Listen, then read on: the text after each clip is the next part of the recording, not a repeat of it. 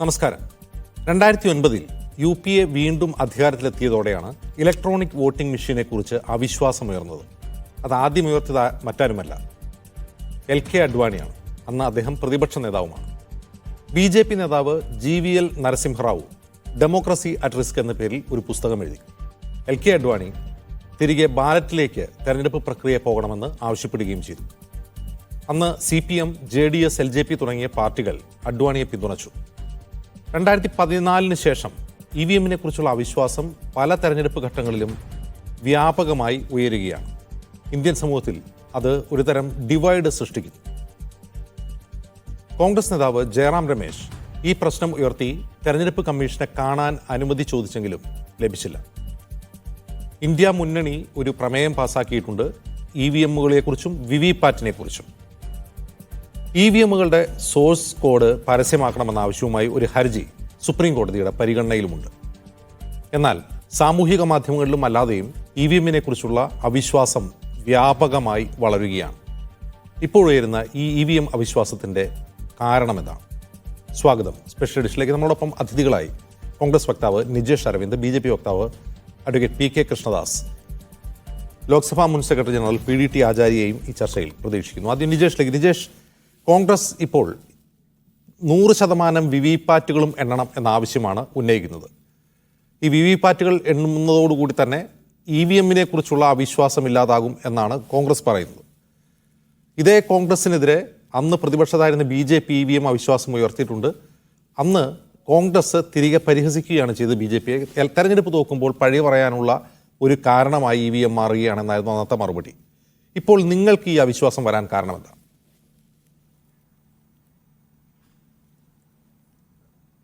കേവലം ഒരു EVM മാത്രമല്ല, ഭരണഘടനാ സ്ഥാപനങ്ങളെ മൊത്തമായി നിഷ്പക്ഷമായി നിൽക്കേണ്ട ഭരണഘടനാ സ്ഥാപനങ്ങളെ ഒന്നൊന്നായി ഒരു ഭരണത്തിന് സഹായകമാകുന്ന രീതിയിൽ ഉപയോഗിക്കാൻ BJP തുടങ്ങിയ സമയത്താണ് നമ്മൾക്കൊക്കെ സംശയം. അത് സ്ഥാപനങ്ങളെ മാത്രമല്ല, മാധ്യമ സ്ഥാപനങ്ങളെ കയ്യിലെടുക്കുന്നു, പല രീതിയിൽ കയ്യിലാക്കുന്നു, എതിരെ വാർത്ത വരാതെ കൊണ്ടുവരാനുള്ള സംവിധാനം ചെയ്യുന്നു, ജുഡീഷ്യറിയെ പല രീതിയിലായി കയ്യിലെടുക്കുന്നു, മറ്റ് നമ്മുടെ എപ്പോഴും പറയുന്ന EDA, CBI അങ്ങനെ എല്ലാ സ്ഥാപനങ്ങളെയും ഉപയോഗപ്പെടുത്തിക്കൊണ്ട് സംസ്ഥാന ഭരണങ്ങൾ പലപ്പോഴായി പിടിക്കുന്നു, കേന്ദ്ര ഭരണത്തിനുള്ള ശ്രമം നടത്തുന്നു. അപ്പോൾ സ്വാഭാവികമായി അതിൻ്റെ ഒരു സംശയം എവിടേക്കും നീങ്ങുന്നു? EVM-ലേക്കും നീങ്ങുന്നു. എന്നാൽ EVM-ലേക്ക് നീങ്ങുമ്പോൾ നമ്മളിപ്പോഴും പറയുന്നത് അതിൻ്റെ സുതാര്യത ഉറപ്പുവരുത്തണം, ടെക്നിക്കലി അത് ഉറപ്പിക്കണം എന്നാണ് നമ്മൾ പറയുന്നത്. അതിനു വേണ്ടിയിട്ടാണ് നമ്മൾ ഇലക്ഷൻ കമ്മീഷനെ കോൺഗ്രസ് കാണണം എന്ന് പറഞ്ഞിരിക്കുന്നത്. അത് കാരണം കുറ്റമറ്റ ഒരു സംവിധാനമായിരിക്കണമല്ലോ ജനാധിപത്യം. അതിൽ കുറ്റമറ്റതല്ല എന്ന് ഒരു ശതമാനമെങ്കിലും, 99.9 ആണെങ്കിലും 1% എങ്കിലും അത് ശരിയല്ല എന്ന് തോന്നിക്കഴിഞ്ഞാൽ അത് മാറ്റേണ്ട സാഹചര്യം വരും. അത് ക്ലിയർ ചെയ്യണം, അത് കൃത്യമാക്കണം എന്ന വേർഷൻ മാത്രമേ കോൺഗ്രസിനെ സംബന്ധിച്ചിടത്തോളം. അതുകൊണ്ടാണ് നമ്മൾ VVPAT എണ്ണണം എന്ന ആദ്യത്തെ അജണ്ട മുന്നോട്ട് വെച്ചത്. ഞങ്ങൾക്ക് സംസ്ഥാന തലത്തിലൊക്കെ പലപ്പോഴും നേതാക്കന്മാർ അൺഎക്സ്പെക്റ്റഡായി പരാജയം വരുന്ന സമയത്ത് ഇതിനെപ്പറ്റിയുള്ള സംശയങ്ങൾ പറയുന്നുണ്ട്. പക്ഷേ അത് ഞങ്ങൾക്ക് പ്രൂവ് ചെയ്യാൻ സാധിച്ചിട്ടില്ല. അത് കൃത്യമാണോ എന്ന് അറിയില്ല. കൃത്യമല്ലാത്ത ഒരു കാര്യത്തെപ്പറ്റി അത് ഇല്ലാത്തൊരു കാര്യം ഞങ്ങൾക്ക് പറയാൻ സാധിക്കില്ല. എന്നാൽ സംശയത്തിൻ്റെ മുന നീളുന്ന സമയത്ത് അത് ശാസ്ത്രീയമായി പ്രൂവ് ചെയ്യേണ്ട ഉത്തരവാദിത്തം ഇലക്ഷൻ കമ്മീഷന് ഉണ്ട് എന്നാണ് ഞങ്ങളുടെ വേർഷൻ. അത്രമാത്രമേ കോൺഗ്രസിന്റെ അഭിപ്രായം. കോൺഗ്രസ് സ്റ്റാൻഡ് EVM വിട്ട് ബാലറ്റിലേക്ക് തിരികെ പോകണമെന്ന അഭിപ്രായം കോൺഗ്രസിനില്ല. ഇൻ ജനറൽ EVM-നെ കുറിച്ച് അവിശ്വാസമില്ല. പക്ഷേ സംശയം വരുന്ന സാഹചര്യത്തിൽ VVPAT മുഴുവനും എണ്ണുക, അതാണ് നിങ്ങളുടെ നിലപാട്? സംശയ നിവാരണം വരുത്തുക, അത് ഏത് തരത്തിലായി കഴിഞ്ഞാലും അതിന് ഒരുപക്ഷെ ടെക്നിക്കലി അതിനറിയുന്ന ആളുകളെ കൊണ്ട് അത് നോക്കേണ്ടി വരും.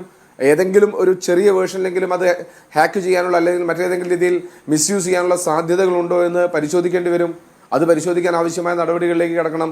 അല്ലാതെ നേരെ ബാലറ്റിലേക്ക് പോകണമെന്ന് ഇതുവരെ കോൺഗ്രസ് ആവശ്യപ്പെട്ടിട്ടില്ല. നാളുകളിൽ എന്ത് സംഭവിക്കും എന്ന് പറയാൻ പറ്റില്ല. ഇതുവരെ കോൺഗ്രസ് അങ്ങനെ ആവശ്യപ്പെട്ടിട്ടില്ല. ശരി. ശ്രീ കൃഷ്ണദാസ്, ഇലക്ട്രോണിക് വോട്ടിംഗ് മെഷീനെ കുറിച്ചുള്ള അവിശ്വാസം 1982 മുതലാണ്ട് ഉപയോഗിക്കുന്നുണ്ട് EVM. ആദ്യമായി ഉപയോഗിച്ചത് കേരളത്തിലാണ്. കേരളത്തിലെ പറവൂർ നിയോജകമണ്ഡലത്തിലെ ഉപതെരഞ്ഞെടുപ്പിലാണ് ഉപയോഗിച്ചത്. പക്ഷേ ഈ സംശയം ആദ്യമായി ഉയർത്തുന്നത്, രാഷ്ട്രീയമായി ആദ്യമായി ഉയർത്തുന്നത് LK അഡ്വാണിയാണ്. 2009 UPA രണ്ടാമത് അധികാരത്തിൽ വരുമ്പോൾ അദ്ദേഹം ഉയർത്തിയെന്ന് മാത്രമല്ല, അതിന് തൊട്ടു മുമ്പ് BJP നേതാവായിരുന്ന GVL നരസിംഹറാവു ഒരു പുസ്തകം എഴുതി, ഡെമോക്രസി അറ്റ് റിസ്ക് എന്ന് പറഞ്ഞ്. അത് EVM എന്ന് പറഞ്ഞാൽ ഒരു ഫുൾ പ്രൂഫ് സംവിധാനമല്ല, അത് ഹാക്ക് ചെയ്യാൻ പറ്റുന്നതാണ്, തിരികെ ബാലറ്റിലേക്ക് പോകുന്നതാണ് ഇന്ത്യൻ ജനാധിപത്യം നിലനിൽക്കാൻ നല്ലത് എന്നായിരുന്നു അദ്ദേഹത്തിൻ്റെ വാദം. LK അഡ്വാണി അത് ആവർത്തിക്കുകയാണ് ചെയ്തത്. അതേസമയം ഇപ്പോൾ EVM-നെ കുറിച്ചുള്ള സംശയം വ്യാപകമാണ്, സാമൂഹ്യ മാധ്യമങ്ങളിൽ വ്യാപകമാണ്. ഇത് സംബന്ധിച്ച ഒരു ഹർജി സുപ്രീം കോടതിയുടെ പരിഗണനയിലുണ്ട്. ഇന്ത്യ മുന്നണി ഒരു നിവേദനം നൽകാൻ വേണ്ടി തെരഞ്ഞെടുപ്പ് കമ്മീഷനെ കാണാൻ ശ്രമിച്ചപ്പോൾ അത് സമ്മതിക്കുകകൂടി ഉണ്ടായിട്ടില്ല. ഇതുവരെ അത് സമ്മതിച്ചിട്ടില്ല, കാണാൻ പോലും സമ്മതിച്ചിട്ടില്ല ഈ കൺസേൺ അവതരിപ്പിക്കാൻ വേണ്ടി. EVM-നെ കുറിച്ച് ഇപ്പോൾ ഉയരുന്ന ഈ പരാതികളുടെ പ്രവാഹത്തിനോട് BJP എങ്ങനെയാണ് പ്രതികരിക്കുന്നത്? അല്ല, നമ്മുടെ രാജ്യത്തെ തെരഞ്ഞെടുപ്പ് നേരത്തെയും ഇപ്പോഴുമെല്ലാം സുതാര്യമായി നടക്കുന്നു എന്നുള്ളതാണ് നമ്മുടെ പൊതുധാരണ. അതിൽ വലിയ കുഴപ്പങ്ങളൊന്നും സംഭവിച്ചിട്ടുമില്ല. പക്ഷേ ചില സ്ഥലങ്ങളിൽ, പ്രത്യേകിച്ച് ചില സംസ്ഥാനങ്ങളിൽ ബൂത്ത് പിടിച്ചെടുക്കുന്നതുൾപ്പെടെയുള്ള ചില സംഭവങ്ങൾ ഉണ്ടായിട്ടുണ്ട് എന്നുള്ളത് ഒഴിച്ചാൽ വോട്ടെണ്ണുന്ന പ്രക്രിയയെ സംബന്ധിച്ചോ EVM-ൽ വോട്ട് രേഖപ്പെടുത്തുന്നതിനെ സംബന്ധിച്ചോ സമൂഹ മാധ്യമങ്ങളിൽ പലതരത്തിലുള്ള വാർത്തകൾ വരുന്നു, അല്ലെങ്കിൽ പ്രചരിക്കുന്നു, അല്ലെങ്കിൽ ആളുകൾ അഭിപ്രായം പറയുന്നു എന്നുള്ളത് ഒഴിച്ചാൽ സാങ്കേതികമായി അതല്ലെങ്കിൽ ടെക്നിക്കലായി അതിലേതെങ്കിലും ഫോൾട്ടുണ്ട് എന്നുള്ളത് തെളിയിക്കപ്പെട്ടതായി നമ്മുടെ തെരഞ്ഞെടുപ്പ് സംവിധാനങ്ങളുമായി ബന്ധപ്പെട്ടുകൊണ്ടോ അല്ലെങ്കിൽ തെരഞ്ഞെടുപ്പ് കേസുകളുമായി ബന്ധപ്പെട്ടുകൊണ്ടോ ആ തരത്തിലൊരു വിധിയുള്ളതായി അല്ലെങ്കിൽ ഒരു നടപടിയുള്ളതായി നമ്മുടെ അറിവിൽ നിലവിലില്ല. പിന്നെ പല കാലഘട്ടങ്ങളിലും പലതരത്തിലുള്ള സംശയങ്ങൾ EVM-നെ സംബന്ധിച്ച് ഉണ്ടായിട്ടുണ്ട്, അല്ലെങ്കിൽ അഭിപ്രായ പ്രകടനങ്ങൾ ഉണ്ടായിട്ടുണ്ട്. അതെല്ലാം തെരഞ്ഞെടുപ്പ് കമ്മീഷൻ അതാത് കാലങ്ങളിൽ പരിഗണിക്കുകയോ അതല്ലെങ്കിൽ അതിൻ്റെ സംശയ നിവാരണം വരുത്താൻ വേണ്ടിയിട്ടുള്ള ശ്രമങ്ങൾ നടത്തുകയോ എല്ലാം ചെയ്തിട്ടുള്ളതാണ്. ഇതിനെ സംബന്ധിക്കുന്ന ഹർജി ബഹുമാനപ്പെട്ട സുപ്രീം കോടതിയിലുള്ള സമയത്തും അതുപോലെ തന്നെ നേരത്തെ ഈ തരത്തിലുള്ള സംശയങ്ങൾ ഉണ്ടായിട്ടുള്ള കാലഘട്ടങ്ങളിലുമെല്ലാം തെരഞ്ഞെടുപ്പ് കമ്മീഷനാണ് ഇതിനെ സംബന്ധിച്ച് അവസാന വാക്ക് എന്നുള്ള നിലക്ക് ഒരു തീരുമാനം പ്രഖ്യാപിക്കാനുള്ള അവസാനത്തെ അതോറിറ്റി. നമ്മുടെ തെരഞ്ഞെടുപ്പ് കമ്മീഷൻ പ്രത്യേകിച്ച് ഭരണഘടനാനുസൃതമായിട്ടുള്ള സ്ഥാപനം എന്നുള്ള നിലക്ക് അവരെ സംബന്ധിച്ച് അതിൽ തീരുമാനമെടുക്കാനും അതുമായി ബന്ധപ്പെട്ടുകൊണ്ടുള്ള നടപടികൾ പൂർത്തീകരിക്കാനും സംശയ നിവാരണം വരുത്താനും ജനങ്ങൾക്ക് ഏതെങ്കിലും തരത്തിൽ അതുമായി ബന്ധപ്പെട്ടുകൊണ്ട് വോട്ടർമാർക്കുള്ള അഭിപ്രായമോ അഭിപ്രായ വ്യത്യാസമോ അവരുടെ സംശയങ്ങളോ അതെല്ലാം ദൂരീകരിക്കാനുള്ള പ്രാഥമികമായിട്ടുള്ള ഉത്തരവാദിത്വവും അവസാനത്തെ ഉത്തരവാദിത്വവും അത് രണ്ടും തെരഞ്ഞെടുപ്പ് കമ്മീഷനിൽ നിക്ഷിപ്തമായിട്ടുള്ള കാര്യങ്ങളാണ്. ജനാധിപത്യപരമായി പ്രത്യേകിച്ച് ഭരണഘടനാപരമായി പ്രവർത്തിക്കുന്ന ഒരു ഭരണ സംവിധാനം എന്നുള്ള നിലക്ക് തെരഞ്ഞെടുപ്പ് പ്രഖ്യാപിച്ചു കഴിഞ്ഞാൽ സർക്കാരുകൾക്കോ സർക്കാരുമായി ബന്ധപ്പെട്ട സംവിധാനങ്ങൾക്കോ ഒന്നും തന്നെ തെരഞ്ഞെടുപ്പിൻ്റെ പ്രക്രിയയിൽ യാതൊരു റോളുമില്ല. അത് നടത്തുന്നത് സ്വതന്ത്രമായി തെരഞ്ഞെടുപ്പ് കമ്മീഷൻ തന്നെയാണ്. അതുകൊണ്ട് ആ തരത്തിലൊരു സംശയത്തിനോ ഏതെങ്കിലും തരത്തിലുള്ള ഒരു നടപടിക്രമത്തിനോ നിലവിലെ നമ്മുടെ ജനാധിപത്യ സംവിധാനത്തിൽ സാധ്യതയില്ല. പക്ഷേ അതേസമയം തന്നെ അങ്ങനെ ഏതെങ്കിലും തരത്തിലുള്ള ആരോപണങ്ങളോ സംശയങ്ങളോ ഉയരുന്ന സാഹചര്യമുണ്ടായാൽ അത് ദൂരീകരിക്കാനുള്ള ബാധ്യത ഉത്തരവാദിത്തം എന്നുള്ളത് തെരഞ്ഞെടുപ്പ് കമ്മീഷൻ നിക്ഷിപ്തമാണ് എന്നുള്ളത് കൊണ്ട് അതിനുള്ള നടപടിക്രമങ്ങൾ തെരഞ്ഞെടുപ്പ് കമ്മീഷൻ എന്റെ സംശയം ഈ 2009 അഡ്വാണി ഈ സംശയം ഉന്നയിച്ചതിന് ശേഷമാണ് ഈ VVPAT സംവിധാനം വന്നത്. VVPAT മുഴുവനായി VVPAT എണ്ണുകയോ അല്ലെങ്കിൽ VVPAT ലഭിക്കുകയോ ചെയ്യുകയല്ല. VVPAT എണ്ണുന്നത് തന്നെ വളരെ ചെറിയ തോതിൽ ഒരു സാമ്പിൾ എന്ന നിലയ്ക്കാണ് ഇപ്പോൾ എണ്ണുന്നത്. അതായത് BJP സംശയം ഉയർത്തിയപ്പോൾ ആ കാലത്ത് തെരഞ്ഞെടുപ്പ് കമ്മീഷൻ സ്വീകരിച്ച നടപടി, ആ സംശയ ദൂരീകരണത്തിന് സ്വീകരിച്ച നടപടിയാണ് VVPAT-ലേക്ക് നയിച്ചത്. ഇപ്പോൾ പ്രതിപക്ഷം ഉന്നയിക്കുന്നത് VVPAT പൂർണ്ണമായും എണ്ണണമെന്നാണ്. അപ്പോൾ നിങ്ങൾക്ക് 2009 ഉണ്ടായിരുന്ന സംശയം നിങ്ങൾക്ക് ഇപ്പോഴില്ലേ EVM-നെ കുറിച്ച്? അല്ല, VVPAT എണ്ണുന്ന സംവിധാനം മാത്രമല്ല, VVPAT നമ്മുടെ തെരഞ്ഞെടുപ്പ് പ്രക്രിയയിൽ ഏതെങ്കിലും തരത്തിൽ വോട്ടിംഗ് സംവിധാനത്തിൽ അതിൻ്റെ ടാലി ആവാതിരിക്കുന്ന സാഹചര്യം ഉണ്ടാവുകയോ അല്ലെങ്കിൽ വോട്ട് ചെയ്യപ്പെട്ടിട്ടുള്ള ആളുകളുടെ എണ്ണവും അതുപോലെ തന്നെ അതിൽ രേഖപ്പെടുത്തിയിട്ടുള്ള വോട്ടിൻ്റെ എണ്ണവും തമ്മിൽ എന്തെങ്കിലും വ്യത്യാസങ്ങൾ കാര്യമായി ഉണ്ടാകുന്ന സമയത്താണ് VVPAT സാധാരണ നിലക്ക് എണ്ണുകയോ അല്ലെങ്കിൽ അതിനെ ക്രോസ് ചെക്ക് ചെയ്യാനുള്ള സംവിധാനമോ ഒക്കെ തെരഞ്ഞെടുപ്പ് കമ്മീഷൻ സ്വീകരിക്കുന്നത്. അതിൽ സംശയത്തിന്റെ പ്രശ്നമൊന്നും നിലവിലില്ലല്ലോ. സംശയത്തിന്റെ പ്രശ്നമുണ്ടല്ലോ.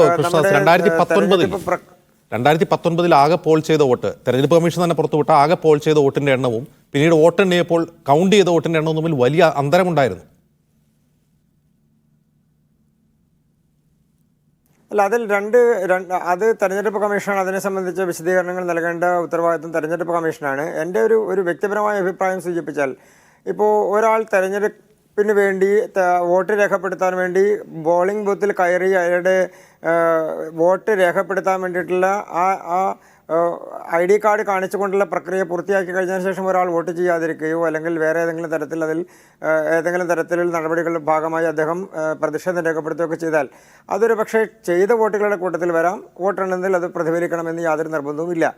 ആ തരത്തിൽ നടന്നിട്ടുണ്ടോ എന്നുള്ളത് നമുക്കറിയില്ല, നമുക്കതിൻ്റെ യാഥാർത്ഥ്യങ്ങൾ അറിയില്ല. പക്ഷേ അങ്ങനെ ഏതെങ്കിലും തരത്തിൽ വോട്ടിംഗ് മെഷീനിൽ ഏതെങ്കിലും തരത്തിലുള്ള പ്രശ്നങ്ങളുണ്ട് എന്ന് വന്നാൽ സ്വാഭാവികമായും സ്ഥാനാർത്ഥികളെ സംബന്ധിച്ചിടത്തോളം അവർക്ക് തെരഞ്ഞെടുപ്പ് പ്രക്രിയയുടെ ഭാഗമായിട്ടുള്ള ഇലക്ഷൻ കമ്മീഷനെ പ്രതിയേർത്തുകൊണ്ടാണല്ലോ സാധാരണ നിലക്ക് അതിൻ്റെ നമ്മുടെ സാധാരണ നിലക്കുള്ളൊരു പ്രോസസ്സ് എന്നുള്ള നിലക്ക് അത് ചലഞ്ച് ചെയ്യപ്പെടുകയും അതുപോലെ തന്നെ കോടതികളിൽ ചോദ്യം ചെയ്യപ്പെടുകയെല്ലാം ചെയ്യുന്നത്.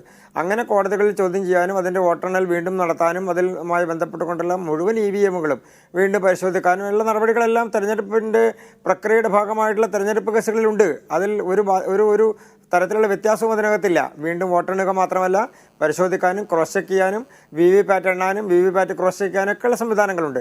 അതിൽ കൂടുതലായി എന്തെങ്കിലും പ്രശ്നങ്ങളുണ്ട് എന്ന് പറഞ്ഞാൽ അതും ദൂരീകരിക്കേണ്ട ബാധ്യത തെരഞ്ഞെടുപ്പ് കമ്മീഷനാണ്. ബാധ്യത മാത്രമല്ല, ഉത്തരവാദിത്വവും തെരഞ്ഞെടുപ്പ് കമ്മീഷന് തന്നെയാണ്. തെരഞ്ഞെടുപ്പ് കമ്മീഷന്റെ പ്രതികരണം എങ്ങനെയാണ്? തെരഞ്ഞെടുപ്പ് കമ്മീഷൻ എങ്ങനെ പെരുമാറുന്നു, ഇനി മുതൽ തെരഞ്ഞെടുപ്പ് കമ്മീഷൻ എങ്ങനെ തെരഞ്ഞെടുക്കപ്പെടുന്നു എന്നുള്ളതൊക്കെയും സംശയത്തിന് നിഴലിൽ നിൽക്കുകയാണ്. നിജേഷ് അരവിന്ദ് EVMനെ കുറിച്ചുള്ള ആശങ്കയെ കൂട്ടിച്ച് വായിക്കുന്നത്. ഞാൻ മടങ്ങി വരാം നിങ്ങളിലേക്ക്. PDT ആചാര്യ കൂടിയുണ്ട്. ശ്രീ PDT ആചാര്യ, ഈ EVMനെ കുറിച്ചുള്ള അവിശ്വാസം വ്യാപകമാവുന്നു. അതേക്കുറിച്ചുള്ള സംശയങ്ങൾ നിരന്തരം പല കോണുകളിൽ നിന്ന്, രാഷ്ട്രീയ മേഖലകളിൽ നിന്നും അല്ലാതെയും സിവിൽ സൊസൈറ്റിയിൽ നിന്നും ഒക്കെ ഉയരുകയാണ്. ഇപ്പോൾ സുപ്രീം കോടതിന് മുമ്പിൽ ഒരു ഹർജിയും നിലവിലുണ്ട്. EVMകളുടെ സോഴ്സ് കോഡ്, അതായത് അതിലെ പ്രോഗ്രാം ചെയ്യപ്പെട്ട സോഫ്റ്റ്വെയറിൻ്റെ സോഴ്സ് കോഡ് പ്രസിദ്ധപ്പെടുത്തണം, അങ്ങനെ സംശയം ദൂരീകരിക്കണം എന്നുള്ളതാണ് ആ ഹർജിയിലെ ആവശ്യം. ഈ EVMനെതിരെ ഉയർന്ന അവിശ്വാസം തെരഞ്ഞെടുപ്പ് കമ്മീഷനെ കുറിച്ചുള്ള അവിശ്വാസം കൂടിയാണ്, നമ്മുടെ ജനാധിപത്യ പ്രക്രിയയെക്കുറിച്ചുള്ള അവിശ്വാസം കൂടിയായി മാറുകയാണ്. ഇതെത്രമാത്രം ഗൗരവതരമാണ്?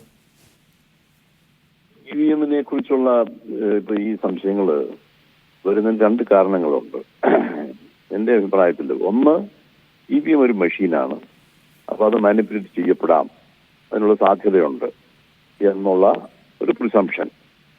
അത് തെളിയിക്കാൻ കഴിഞ്ഞിട്ടില്ല എന്നുള്ളത് വേറൊരു കാര്യം. പക്ഷേ പല റിപ്പോർട്ടുകളും വെളിയിൽ നിന്നൊക്കെ വരുന്നതൊക്കെ ആ സംശയം കുറെ കൂടെ സ്ട്രെങ്തൻ ചെയ്യുന്ന ഒരു കാര്യങ്ങളാണ്. അപ്പോൾ EVM മെഷീനാണ്, ആ മെഷീൻ മാനിപ്പുലേറ്റ് ചെയ്യാൻ പറ്റുന്നതാണ് എന്നുള്ള ആ ഒരു പ്രിസംഷന് ഈ സംശയത്തിന്റെ ഒരു അടിസ്ഥാന ഘടകമാണത്. മറ്റൊരു പ്രധാന ഘടകം എന്ന് പറയുന്നത് അത് നിലവിലുള്ള ഗവൺമെന്റുകളിൽ വിശ്വാസമില്ലാഴിക.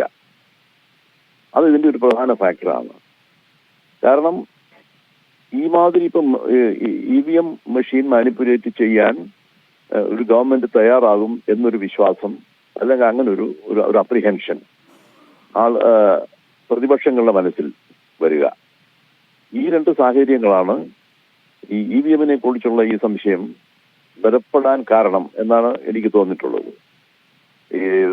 1982 ശ്രീ അഡ്വാണി ഇതിനെ കുറിച്ചുള്ള സംശയം പ്രകടിപ്പിക്കുകയും ഇത് തിരിച്ചു പോകണം, നമ്മൾ ബാലറ്റിലേക്ക് തിരിച്ചു പോകണം എന്നൊക്കെ ആവശ്യപ്പെടുകയും ചെയ്തതിന്റെ മുമ്പിൽ ഒരുപക്ഷെ കാരണങ്ങൾ ഇതൊക്കെ ആയിരിക്കണം. ആ കാരണങ്ങൾ അത് ഇത് നിലവിലുണ്ട്. ഇപ്പോൾ ഒരു മെഷീൻ മാനിപ്പുലേറ്റ് ചെയ്യാം, EVM പോലൊരു മെഷീൻ മാനിപ്പുലേറ്റ് ചെയ്യപ്പെടാം എന്നുള്ളതിനെ കുറിച്ച് വളരെ സയന്റിഫിക് ആയിട്ട് ഇലക്ഷൻ കമ്മീഷൻ സുതാര്യമായി ഈ ആളുകളെ പറഞ്ഞ് മനസ്സിലാക്കാൻ, ഇത് പ്രൂവ് ചെയ്യിക്കാൻ അതിന് കഴിഞ്ഞാൽ പിന്നെ ആ സംശയത്തിന് അടിസ്ഥാനമില്ല. അതങ്ങനെ ആ ഒരു പ്രോസസ്സ് ആ രീതിയിൽ നടക്കുന്നുമില്ല. ഇതെല്ലാം കൂടാണ് ഈ EVM മെഷീന്റെ വിശ്വാസ്യതയെക്കുറിച്ചുള്ള സംശയം ഉണ്ടാകാൻ, അത് ആ സംശയം നിലനിൽക്കാനും കാരണം എന്നാണ് എനിക്ക് തോന്നിയിട്ടുള്ളത്. ശരി PDT ആചാര്യ, ഞാൻ അങ്ങനെയൊക്കെ മടങ്ങി വരാം. നിജേഷ് അരവിന്ദ്, EVM ഒരു ഫുൾ പ്രൂഫ് സംവിധാനമാണോ അല്ലയോ, അല്ലെങ്കിൽ അതുവഴി തട്ടിപ്പ് നടക്കുന്നുണ്ടോ അല്ലയോ എന്നുള്ള സംശയങ്ങൾ നിലനിൽക്കെ തന്നെ നിങ്ങൾക്ക് അതേക്കുറിച്ചുള്ള തെളിവില്ലാതെ നിങ്ങൾ ആരോപണം ഉന്നയിക്കില്ല എന്ന് പറഞ്ഞു. കഴിഞ്ഞ അസം തെരഞ്ഞെടുപ്പിൽ അവിടെയാണ്, അന്നാണ് AICC ജനറൽ സെക്രട്ടറി ആയിരുന്ന പ്രിയങ്ക ഗാന്ധി നിരന്തരമായി ഇതേക്കുറിച്ച് പരാതി ഉന്നയിച്ചത്. അസം തെരഞ്ഞെടുപ്പിൽ സംഭവിച്ചത് എന്താണ്? ഒരു സിറ്റിംഗ് BJP MLA വാഹനത്തിൽ നിന്ന് EVMകൾ കണ്ടെടുത്തു. ജനക്കൂട്ടം വണ്ടി തടഞ്ഞു നോക്കുമ്പോൾ സിറ്റിംഗ് BJP MLA വാഹനത്തിൽ EVM ഇരിക്കുന്നു. അതേക്കുറിച്ച് തെരഞ്ഞെടുപ്പ് കമ്മീഷൻ വിശദീകരണം നൽകണമെന്ന് ആവശ്യപ്പെട്ടു. വിശദീകരണം നൽകണമെന്ന് ആവശ്യപ്പെടുമ്പോൾ ഈ തെരഞ്ഞെടുപ്പ് കമ്മീഷൻ കൊടുത്ത വിശദീകരണം സ്റ്റേറ്റ്മെന്റ് ഇതായിരുന്നു: EVM കൊണ്ടുപോകുന്ന വഴിക്ക് വാഹനം ആക്സിഡന്റിൽ പെട്ടു, തൊട്ടടുത്ത് വന്ന വാഹനത്തിൽ കൈകാട്ടി കയറിയത് ഒരു MLA വണ്ടിയിലാണെന്ന് ഞങ്ങൾ അറിഞ്ഞില്ല, അതായത് തെരഞ്ഞെടുപ്പ് ഉദ്യോഗസ്ഥർ അറിഞ്ഞില്ല. ജനക്കൂട്ടം വാഹനം തടഞ്ഞു നിർത്തി വാഹനം ആക്രമിച്ചപ്പോൾ ഓടി രക്ഷപ്പെടേണ്ടി വന്നു എന്നാണ്. ആ ഓടി രക്ഷപ്പെട്ട തെരഞ്ഞെടുപ്പ് ഉദ്യോഗസ്ഥരോടൊപ്പം പോലീസ് കാവലുമുണ്ടായിരുന്നു, പോലീസുകാരും കാവലുണ്ടായിരുന്നു, അവരും ഓടി രക്ഷപ്പെട്ടു എന്നാണ് തെരഞ്ഞെടുപ്പ് കമ്മീഷന്റെ വാദം. ഇത്തരം സംഭവങ്ങൾ, ഈ അസമിൽ കഴിഞ്ഞ തെരഞ്ഞെടുപ്പിൽ ഉണ്ടായ സംഭവങ്ങൾ ഉത്തരേന്ത്യയിലെ തെരഞ്ഞെടുപ്പിൽ പ്രത്യേകിച്ച് യു പിയിലും ബീഹാറിലും മധ്യപ്രദേശിലും ഉൾപ്പെടെ പ്രധാനപ്പെട്ട സംസ്ഥാനങ്ങളിലെല്ലാം തെരഞ്ഞെടുപ്പ് കാലത്ത് സാമൂഹ്യ മാധ്യമങ്ങൾ അത്തരം വിഷയങ്ങൾ വരികയാണ്. ഏതെങ്കിലും സ്വകാര്യ വാഹനത്തിൽ കടത്തിക്കൊണ്ടുപോകുന്ന EVM-കൾ, ട്രക്കിൽ കടത്തിക്കൊണ്ടുപോകുന്ന EVM-കൾ, എത്രയോ വാർത്തകൾ വന്നിട്ടുണ്ട്. പക്ഷേ ഈ സംഭവങ്ങളാണ് യഥാർത്ഥത്തിൽ സംശയമുയർത്തുന്നത്. അപ്പോൾ ഇതിലൊരു ക്ലാരിറ്റി വരുത്താൻ ആവശ്യപ്പെടുകയും അത് ശ്രമിക്കുകയല്ലേ വേണ്ടത്? തീർച്ചയായിട്ടും ഇതിപ്പോൾ രണ്ട് സംഭവങ്ങളാണ്. ഒന്ന്, ആ EVM മൊത്തമായി തട്ടിയെടുത്ത് റീപ്ലേസ് ചെയ്യാനുള്ള ഒരു സംവിധാനം BJP ഉത്തരേന്ത്യൻ ഇലക്ഷനിൽ പലപ്പോഴായി കണ്ടു. അസമിൽ മാത്രമല്ല, മറ്റ് ഗുജറാത്ത് ഇലക്ഷനിൽ അത് കണ്ടിരുന്നു. അതുകൊണ്ടാണ് നമ്മൾക്ക് BJPയോട് ഈ വിഷയത്തിലൊക്കെ സംശയം തോന്നുന്നത്. നേരത്തെ ബൂത്ത് പിടിച്ചെടുക്കുകയാണെങ്കിൽ അതിന് പകരമായി EVM തന്നെ പിടിച്ചെടുക്കുക എന്നൊരവസ്ഥയിലേക്ക് വന്ന സമയത്തുണ്ടായ സംശയങ്ങൾ. രണ്ടാമത്തെ വിഷയമാണ് നമ്മൾ കൂടുതൽ ഗൗരവത്തോടുകൂടി പറയുന്ന കാര്യം, EVM-നകത്ത് ഏതെങ്കിലും രീതിയിലുള്ള മാനിപ്പുലേഷൻസ് വരുത്താനോ ചെയ്യാനോ ഉള്ള സാധ്യതയുണ്ടോ എന്നതാണ്. അങ്ങനെ എന്തെങ്കിലും ഒരു സാധ്യത ഉണ്ട് എങ്കിൽ അതിന് ക്ലാരിറ്റി വരുത്തേണ്ട ഉത്തരവാദിത്വം തെരഞ്ഞെടുപ്പ് കമ്മീഷനാണ്. ഉത്തരവാദിത്തപ്പെട്ട ആളുകൾ എന്ന നിലയ്ക്ക് ജയറാം രമേശ് കൊടുത്തിട്ടുള്ള പരാതിക്ക് തെരഞ്ഞെടുപ്പ് കമ്മീഷൻ കൊടുത്ത ഒരു മറുപടി, നിങ്ങൾക്ക് സംശയമുണ്ടെങ്കിൽ തെരഞ്ഞെടുപ്പ് കമ്മീഷന്റെ വെബ്സൈറ്റിൽ പോയി അവിടെ ഫ്രീക്വന്റ് ആസ്ക്ഡ് ക്വസ്റ്റ്യൻസ് നോക്കൂ എന്നാണ് പറയുന്നത്. അതായത് ഉന്നയിക്കുന്ന പ്രശ്നം എന്താണ്? ഇതിലെ സോഴ്സ് കോഡ്, ഇതിലെന്ത് സോഫ്റ്റ്വെയർ ആണ്, ഈ സോഫ്റ്റ്വെയർ എങ്ങനെയാണ് പ്രവർത്തിക്കുന്നത്, നമ്മൾ വോട്ട് ചെയ്യുന്ന ആൾക്ക് തന്നെയാണ് വോട്ട് വീഴുന്നതെന്ന് ഈ സോഴ്സ് കോഡ് വെച്ച് നമുക്ക് ഉറപ്പാക്കാൻ കഴിയുമോ? ഈ ചോദ്യത്തിന് ഈ മറുപടി ലഭിക്കുന്നില്ല.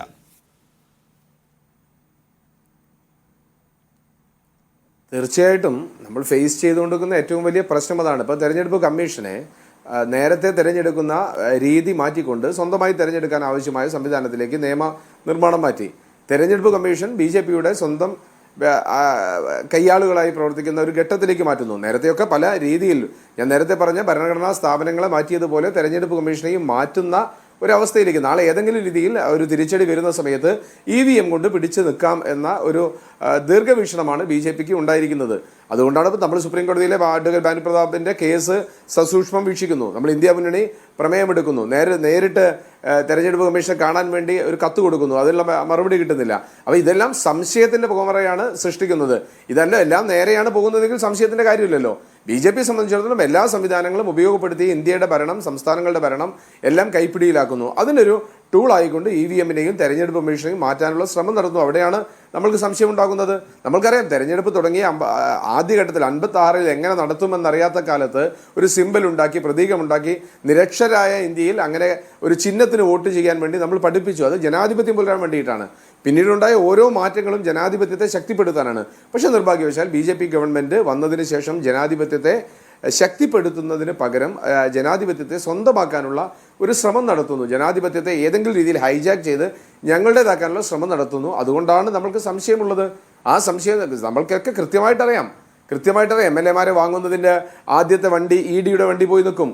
ഇപ്പോൾ തന്നെ കഴിഞ്ഞ തെരഞ്ഞെടുപ്പുകൾ, കഴിഞ്ഞ രാജസ്ഥാനിലെ മുഖ്യമന്ത്രിയുടെ മകനെ, ഛത്തീസ്ഗഡിലെ മുഖ്യമന്ത്രിയുടെ മകനെ, അവിടെയൊക്കെ ED-യുടെ വണ്ടി കാത്തു നിൽക്കുകയാണ്. അപ്പോൾ അതിന് പിന്നീട് ഫോളോ അപ്പ് ഉണ്ടാകുന്നില്ല. ED-യുടെ ഒരു ആക്ഷന് ശേഷം ഫോളോ അപ്പ് ഉണ്ടാകുന്നില്ല. ഇലക്ഷൻ കഴിഞ്ഞ് അവസാനിപ്പിക്കുന്നു. അതിനേക്കാൾ വലിയ ആരോപണങ്ങൾ നടന്ന ഇടത്ത് ED കയറുന്നില്ല, പോകുന്നില്ല. അപ്പോൾ ഇത് രണ്ടും കൂടിയുള്ള ഒരു കോൺട്രാഡിക്ഷൻ ഉണ്ടാകുന്നത് കൊണ്ട് എല്ലാ ഭരണഘടനാ സ്ഥാപനങ്ങളെയും തങ്ങളുടേതാക്കി മാറ്റുന്നത്. ഞങ്ങളുടെ ഈ ഭരണകാലത്ത് 10 വർഷക്കാലം കൊണ്ട് ഇനി അങ്ങോട്ട് ആര് വോട്ട് ചെയ്താലും ഞങ്ങൾക്ക് വീഴുന്ന തരത്തിലേക്ക് BJP മാറ്റുമോ എന്ന ഒരു കാരണസഹിതം നോക്കുമ്പോൾ അതിന് കൂടുതൽ സാധ്യതയുണ്ട് എന്ന് മനസ്സിലാക്കുന്നത് കൊണ്ടാണ് ഈ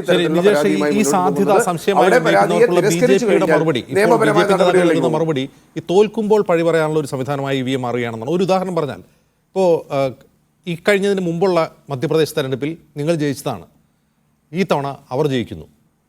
ഈ സംസ്ഥാനങ്ങളിൽ കർണാടകയിൽ ജയിക്കുമ്പോൾ നിങ്ങൾക്ക് EVM കുഴപ്പമില്ല, മധ്യപ്രദേശിൽ രാജസ്ഥാനിൽ തോൽക്കുമ്പോൾ നിങ്ങൾക്ക് EVM കുഴപ്പമാണ്.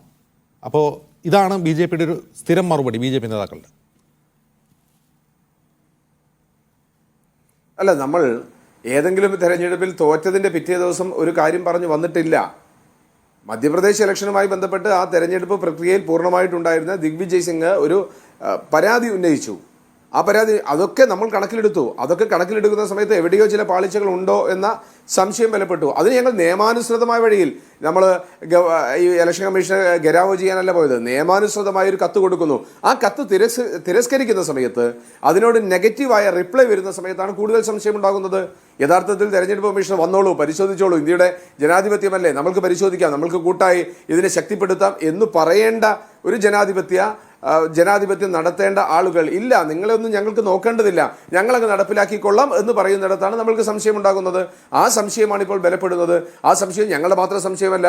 നമ്മൾക്കറിയാം, സാമൂഹ്യ മാധ്യമങ്ങൾ പരിശോധിച്ചു കഴിഞ്ഞാൽ, വ്യത്യസ്ത രാഷ്ട്രീയ പാർട്ടികളോട് സംസാരിച്ചു കഴിഞ്ഞാൽ, മാധ്യമ പ്രവർത്തകരോട് സംസാരിച്ചു കഴിഞ്ഞാൽ അവർക്കൊക്കെ സംശയമുണ്ടാക്കുന്ന അവസ്ഥയിലേക്ക് പോകുന്നു.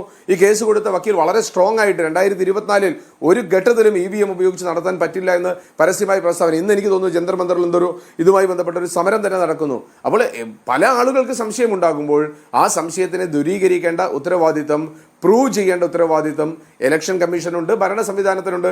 അത് ചെയ്യാതെ ഒളിച്ചോടുമ്പോൾ, അത് ചെയ്യാതെ മാറി നിൽക്കുമ്പോൾ, അത് ചെയ്യാതെ തിരസ്കരിക്കുമ്പോഴാണ് ഈ സർക്കാർ സ്ഥാപനങ്ങൾ ചോദ്യം ചെയ്യലിന്റെ ചോദ്യമുനയുടെ അറ്റത്ത് നിൽക്കുന്നത്. അതിൽ നിന്ന് രക്ഷപ്പെടേണ്ട, അല്ലെങ്കിൽ അതിനെ ഇല്ലാതാക്കേണ്ട ഉത്തരവാദിത്തം ഭരണഘടനാ സ്ഥാപനങ്ങൾക്ക്, പ്രത്യേകിച്ചും ഇലക്ഷൻ കമ്മീഷനും ഭരണ സംവിധാനത്തിനും ഉണ്ട്. ശ്രീ പി കെ കൃഷ്ണദാസ്, ഈ തെരഞ്ഞെടുപ്പ് യന്ത്രങ്ങൾ EVMകൾ ഉണ്ടാക്കുന്നത് 2 പൊതുമേഖലാ സ്ഥാപനങ്ങളാണ്. ഒന്ന് ഭാരത് ഇലക്ട്രിക്കൽ ലിമിറ്റഡും അതുപോലെ മറ്റൊരു സ്ഥാപനവും. അപ്പോൾ ഈ 2 പൊതുമേഖലാ സ്ഥാപനങ്ങൾ ഉണ്ടാക്കുന്ന ഈ ഇലക്ട്രോണിക് കോർപ്പറേഷൻ ഓഫ് ഇന്ത്യയും ECIയും, ഈ 2 പൊതുമേഖലാ സ്ഥാപനങ്ങളാണ് ഇത് ഉണ്ടാക്കുന്നത്. അപ്പോൾ ഇതിലെ പ്രോഗ്രാം ചെയ്യുന്നത് ആരാണ്, ഇതിലെ സോഫ്റ്റ്വെയർ പ്രോഗ്രാം ചെയ്യുന്ന ആരാണ് എന്ന് ചോദിക്കുമ്പോൾ അത് പറയുന്നു ഒന്നുകിൽ ആ പൊതുമേഖലാ സ്ഥാപനങ്ങളിലെ എംപ്ലോയീസ് ആയിട്ടുള്ള സോഫ്റ്റ്വെയർ വിദഗ്ധരാണ്, അതല്ലെങ്കിൽ അതൊരു തേർഡ് പാർട്ടിക്ക് കൊടുത്ത് അത് ചെയ്യുകയാണ്. ഇനി ഇത് ആരാണ് പരിശോധിക്കുന്നത്? ഇത് പരിശോധിക്കുന്ന ഒരു എക്സ്പെർട്ട് കമ്മിറ്റിയാണ്. ഈ എക്സ്പെർട്ട് ടെക്നിക്കൽ കമ്മിറ്റി സ്വതന്ത്രമായി ഇത് പരിശോധിക്കുകയാണല്ല. അവർ ആ സ്ഥാപനം സന്ദർശിച്ചോ അല്ലെങ്കിൽ EVMകൾ നേരിട്ട് പരിശോധിച്ച് അതിൻ്റെ ഒരു ഫോറൻസിക് പരിശോധനയല്ല നടക്കുന്നത്. അത് പരിശോധിക്കാൻ വേറെ ഇലക്ട്രോണിക് മന്ത്രാലയത്തിന് കീഴിലുള്ള മറ്റൊരു ടീമുണ്ട്. ആ ടീം കൊടുക്കുന്ന റിപ്പോർട്ട് വിശകലനം ചെയ്യുകയാണ് ടെക്നിക്കൽ കമ്മിറ്റി ചെയ്യുന്നത്. അപ്പോൾ പറഞ്ഞു വരുമ്പോൾ ഈ യന്ത്രമുണ്ടാക്കുന്നത് കേന്ദ്ര സർക്കാരിന് കീഴിലുള്ള ഒരു പൊതുമേഖലാ സ്ഥാപനമാണ്. ഇത് പരിശോധിക്കുന്നത് ഒരു എക്സ്പെർട്ട് കമ്മിറ്റിയാണ്. ആ എക്സ്പെർട്ട് കമ്മിറ്റിക്ക് പരിശോധനാ റിപ്പോർട്ട് കൊടുക്കുന്നത് ഇലക്ട്രോണിക്സ് മന്ത്രാലയത്തിന് കീഴിലുള്ള മറ്റൊരു സംവിധാനമാണ്. അപ്പോൾ പൊതുവെ പറഞ്ഞാൽ ഇതിൻ്റെ ഉത്തരവാദി, ഇതിൻ്റെ മൊത്തം പ്രോഗ്രാമിങ്ങിൻ്റെ ഉത്തരവാദി കേന്ദ്ര സർക്കാരാണ്. പക്ഷേ ഇതിൻ്റെ ഉത്തരാധികാരി തെരഞ്ഞെടുപ്പ് കമ്മീഷനുമാണ്. ഇതാണ് ഒരു സംശയം. മറ്റൊരു സംശയം, തെരഞ്ഞെടുപ്പ് കമ്മീഷനെ തെരഞ്ഞെടുക്കാനുള്ള പ്രക്രിയയിൽ പുതിയ നിയമം കൊണ്ടുവന്നുകൊണ്ട് അത് കേന്ദ്ര സർക്കാരിന് കീഴിലുള്ള ഒരു നിയമന സംവിധാനമാക്കി മാറ്റുന്നു എന്ന പ്രതിപക്ഷത്തിൻ്റെ ആക്ഷേപം നിലനിൽക്കുമ്പോഴാണ് നമ്മൾ ഇത്തരത്തിലുള്ള പ്രശ്നങ്ങളൊക്കെ കാണുന്നത്. അപ്പോൾ ഈ സോഴ്സ് കോഡ് വെളിപ്പെടുത്തണം എന്ന ആവശ്യത്തോട് തെരഞ്ഞെടുപ്പ് കമ്മീഷൻ മുഖം തിരിക്കുന്നു. അതാവശ്യപ്പെട്ട് സുപ്രീം കോടതിയിൽ പോകേണ്ടി വരുന്നു. പക്ഷേ അപ്പോഴും ഈ വിഷയം ആദ്യം ഉന്നയിച്ച GVL നരസിംഹറാവുവിനോ LK അഡ്വാണിക്കോ BJP എന്ന പാർട്ടിക്കോ ഈ EVMകളെ കുറിച്ച് ഒരു സംശയവും ഇല്ലാത്തത് ദുരൂഹമല്ലേ? അജിംസെ, നമ്മുടെ തെരഞ്ഞെടുപ്പ് കമ്മീഷൻ രാജ്യത്തൊട്ടാകെയുള്ള തെരഞ്ഞെടുപ്പ് നടക്കുമ്പോൾ ആ തെരഞ്ഞെടുപ്പിന് ഉപയോഗിക്കുന്ന രീതി എന്താണ്? അതാത് സംസ്ഥാനങ്ങളിലെ തെരഞ്ഞെടുപ്പ് ഉദ്യോഗസ്ഥന്മാരുമായി അല്ലെങ്കിൽ അതാത് സംസ്ഥാനങ്ങളിലെ ഇലക്ഷൻ കമ്മീഷൻ്റെ ഉദ്യോഗസ്ഥന്മാരുമായി ചർച്ച നടത്തി അതാത് സംസ്ഥാനത്തെ കളക്ടർമാർ വഴി നിരീക്ഷകരായിട്ടുള്ള ആളുകളെ നിശ്ചയിച്ചുകൊണ്ട് തെരഞ്ഞെടുപ്പ് കമ്മീഷൻ സ്വതന്ത്രമായി അവർ തിരഞ്ഞെടുക്കുന്ന ഉദ്യോഗസ്ഥന്മാരെ വെച്ച് അവർ അതിൻ്റെ നടപടിക്രമങ്ങൾ പൂർത്തിയാക്കുന്നു. നമുക്ക് തെരഞ്ഞെടുപ്പ് കമ്മീഷൻ ആ നടപടികൾ സ്വീകരിക്കുന്നതിന് സംസ്ഥാനങ്ങൾ ഭരിക്കുന്നത് ആരാണ് എന്നുള്ളത് നോക്കിയിട്ടല്ലല്ലോ. ആര് സംസ്ഥാനം ഭരിച്ചാലും, ഏത് പൊളിറ്റിക്കൽ പാർട്ടി സംസ്ഥാനങ്ങൾ ഭരിച്ചാലും തെരഞ്ഞെടുപ്പ് കമ്മീഷൻ അതാത് സംസ്ഥാനങ്ങളിലാണ് തെരഞ്ഞെടുപ്പിൻ്റെ പ്രക്രിയകൾ നടത്തുന്നത്. അത് കേന്ദ്ര ഗവൺമെൻറ്റുമായി ബന്ധപ്പെട്ടോ കേന്ദ്രവുമായി ബന്ധപ്പെട്ടോ നടക്കുന്നൊരു പ്രക്രിയയേ അല്ല. അത് നടക്കുന്നത് സംസ്ഥാനങ്ങളുമായി ബന്ധപ്പെട്ടുകൊണ്ടും കേന്ദ്രഭരണ പ്രദേശങ്ങളിലെ സംവിധാനങ്ങളുമായി ബന്ധപ്പെട്ടുകൊണ്ടും അഡ്മിനിസ്ട്രേഷനുമായി ബന്ധപ്പെട്ടുകൊണ്ട് മാത്രം നടക്കുന്നൊരു കാര്യമാണ്. അവിടുത്തെ ചീഫ് സെക്രട്ടറി ആരാണെന്ന് നോക്കിയിട്ടോ അവിടുത്തെ തെരഞ്ഞെടുപ്പ് ഉദ്യോഗസ്ഥൻ ആരാണെന്ന് നോക്കിയിട്ടോ അല്ല അങ്ങനെ നടപടികൾ സ്വീകരിക്കുന്നത്. ഇപ്പോൾ തെരഞ്ഞെടുപ്പ് കമ്മീഷൻ അതിൻ്റെ പ്രക്രിയ ആരംഭിച്ചിരിക്കുകയാണല്ലോ. ഓരോരോ സംസ്ഥാനങ്ങളിൽ പോയി അതിൻ്റെ നടപടിക്രമങ്ങൾ തുടങ്ങാൻ വേണ്ടിയുള്ള നടപടികൾ ആരംഭിച്ചു കഴിഞ്ഞിരിക്കുന്നു. പിന്നെ അങ്ങ് സൂചിപ്പിച്ചൊരു പ്രധാനപ്പെട്ട കാര്യം, നമ്മുടെ രാജ്യം ഇന്ന് കഴിഞ്ഞ ദിവസം ആദിത്യ L1 എന്ന് പറയുന്ന ഒരു പ്രക്രിയ പൂർത്തിയാക്കി നമ്മൾ സൂര്യനിലേക്ക് എത്തുന്ന കാലഘട്ടത്തിലേക്ക് എത്തി നിൽക്കാൻ, നമ്മുടെ ചന്ദ്രയാൻ പദ്ധതികൾ വലിയ മുന്നോട്ട് പോകുന്ന ഒരു സംവിധാനത്തിലേക്ക് എത്തി നിൽക്കുന്ന സാഹചര്യത്തിലാണ് നമ്മളുള്ളത്. നമ്മുടെ ടെക്നോളജി അത് സർക്കാർ മേഖലയിലാണെങ്കിലും സ്വകാര്യ മേഖലയിലാണെങ്കിലും ഏത് മേഖലയിലാണെങ്കിലും ആ ടെക്നോളജി ഉപയോഗിച്ചുകൊണ്ട് ആ മെഷീനുകളാണെങ്കിൽ ഈ ഇലക്ട്രോണിക് മെഷീൻ മാത്രമല്ല മറ്റേതൊരു സംവിധാനത്തിലാണെങ്കിലും ആ ടെക്നോളജി വരുന്ന സമയത്ത് ടെക്നിക്കൽ എക്സ്പെർട്സ് ആയിട്ടുള്ള ആളുകളുടെ സർട്ടിഫിക്കേഷനോ കാര്യങ്ങളോ വേണ്ടേ? നമ്മുടെ രാജ്യത്ത് സിനിമ എങ്ങനെയാണ് റിലീസ് ചെയ്യുന്നത്? നിങ്ങൾ എങ്ങനെയാണ് പ്രവർത്തിക്കുന്നത്? ചാനലുകൾ എങ്ങനെയാണ് പ്രവർത്തിക്കുന്നത്? അതിനെല്ലാം കേന്ദ്ര ഗവൺമെൻറ്റല്ലേ സംസ്ഥാന ഗവൺമെൻറ്റല്ലേ എന്ന് ചോദിച്ചാൽ അതിൻ്റെ ഉദ്യോഗസ്ഥന്മാരോ അതിൻ്റെ ആളുകളോ വഴിയുള്ള സർട്ടിഫിക്കേഷനോ അതിൻ്റെ നടപടികളോ അല്ലേ പൂർത്തിയാക്കുക സ്വാഭാവികമായിട്ടും. ആ തെരഞ്ഞെടുപ്പ് കമ്മീഷനെ സംബന്ധിച്ച് അത് പൂർത്തിയാക്കാനുള്ള ഉദ്യോഗസ്ഥന്മാർ എന്ന് പറയുന്നത് അവർ ഏത് സർക്കാരിൻ്റെ ഉദ്യോഗസ്ഥന്മാരാണ്? ഇപ്പോൾ കളക്ടർമാരല്ലേ അതാത് സ്ഥലങ്ങളിലെ തെരഞ്ഞെടുപ്പ് ഉദ്യോഗസ്ഥന്മാരായി വരുന്നത്? അവർ കേന്ദ്ര ഗവൺമെൻറ്റിൻ്റെ ഉദ്യോഗസ്ഥന്മാരായിട്ടാണ് അവിടെ പ്രവർത്തിക്കുന്നത്? അങ്ങനെയല്ലല്ലോ. തെരഞ്ഞെടുപ്പ് കമ്മീഷൻ്റെ നിയോഗിക്കപ്പെട്ടിട്ടുള്ള ഉദ്യോഗസ്ഥന്മാരായിട്ടാണ്. അപ്പോൾ അവർ കേന്ദ്ര ഗവൺമെൻറ്റിൻ്റെ കീഴിൽ UPSC നിയമിച്ചിട്ടുള്ള ആൾക്കാരാണ് എന്ന് പറഞ്ഞിട്ട് നമ്മൾക്ക് അവരുടെ പ്രവർത്തനത്തെ വേണ്ടെന്ന് വെക്കാൻ കഴിയുമോ? പോലീസുകാർ, തെരഞ്ഞെടുപ്പ് പ്രക്രിയയെ നിയന്ത്രിക്കുന്ന പോലീസ് ഉദ്യോഗസ്ഥന്മാർ. ഇനി തെരഞ്ഞെടുപ്പിന് ഉപയോഗിക്കുന്ന അതാത് പോളിംഗ് ബൂത്തുകളിലെ ഉദ്യോഗസ്ഥന്മാർ അവരാരാണ്? ഏതെങ്കിലും കേന്ദ്ര ഗവൺമെൻറ് സ്ഥാപനങ്ങളുമായി മാത്രം ബന്ധപ്പെട്ടുകൊണ്ട് നിൽക്കുന്ന ആളുകളാണോ? അതാത് സംസ്ഥാനങ്ങളിലെ ഉദ്യോഗസ്ഥന്മാരും അതാത് സംസ്ഥാനങ്ങളിൽ തെരഞ്ഞെടുപ്പ് ഉദ്യോഗസ്ഥന്മാരായി നിയമിക്കപ്പെടുന്ന ആളുകളുമാണ് ബൂത്ത് ഇലക്ഷൻ ഓഫീസർമാരായി വരുന്നത്. അപ്പോൾ അതൊക്കെ സംസ്ഥാനങ്ങളുമായി ബന്ധപ്പെട്ടുകൊണ്ട് നടക്കുന്ന കാര്യങ്ങളാണ്. തെരഞ്ഞെടുപ്പ് കമ്മീഷനും കേന്ദ്രവുമായി നടക്കുന്നൊരു കാര്യവുമല്ല. അതൊരു പ്രധാനപ്പെട്ട കാര്യം. അങ്ങേപ്പോലുള്ള ആളുകൾ ഈ തരത്തിൽ ഒരു പ്രത്യേകമായിട്ടുള്ള ഉദ്ദേശത്തോടു കൂടി ചില വാചകങ്ങൾ പറയുമ്പോൾ അത് ജനങ്ങൾ തെറ്റിദ്ധരിക്കുന്ന രീതി ഉണ്ടാകുമെന്ന് മാത്രമേ ഉള്ളൂ. പിന്നെ തെരഞ്ഞെടുപ്പ് കമ്മീഷൻ നിയമിക്കുന്ന രീതി എന്താ അതിൽ ഇപ്പോൾ വ്യത്യാസം വന്നിട്ടുണ്ട് എന്ന് നിങ്ങൾ പറയുന്നത്? എങ്ങനെയായിരുന്നു നമ്മുടെ തെരഞ്ഞെടുപ്പ് കമ്മീഷനെ നിയമിച്ചുകൊണ്ടിരുന്നത്? ബഹുമാനപ്പെട്ട സുപ്രീം കോടതി ഒരു വിധിയുടെ സമയത്ത് ആ കേസുമായി ബന്ധപ്പെട്ടുകൊണ്ട് ബഹുമാനപ്പെട്ട സുപ്രീം കോടതിയിൽ നിന്നുള്ള ഒരു ജഡ്ജിയുടെയോ അതല്ലെങ്കിൽ മേൽനോട്ടത്തിലോ അതുമായി ബന്ധപ്പെട്ടുള്ള നടപടി ഉണ്ടാക്കണമെന്ന് വന്നപ്പോൾ അതിൻ്റെ നടപടിക്രമങ്ങൾ പൂർത്തീകരിക്കാൻ ഒരു സമിതി ഉണ്ടാക്കണം എന്ന് പറഞ്ഞു. ആ സമിതി ഉണ്ടാക്കാൻ ആരാ തെരഞ്ഞെടുപ്പ് കമ്മീഷൻ നിയമിക്കുന്നതിൻ്റെ സമിതിയുടെ ഭാഗമായി നിൽക്കുന്നത്? പ്രതിപക്ഷ നേതാവ് കൂടി ഉൾപ്പെട്ടിട്ടുള്ള ഭാഗമാണ്.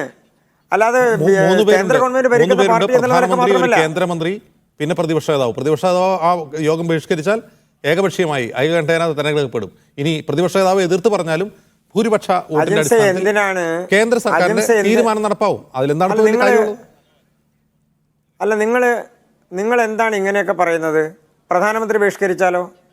ഇനി മന്ത്രി ബഹിഷ്കരിച്ചാലോ?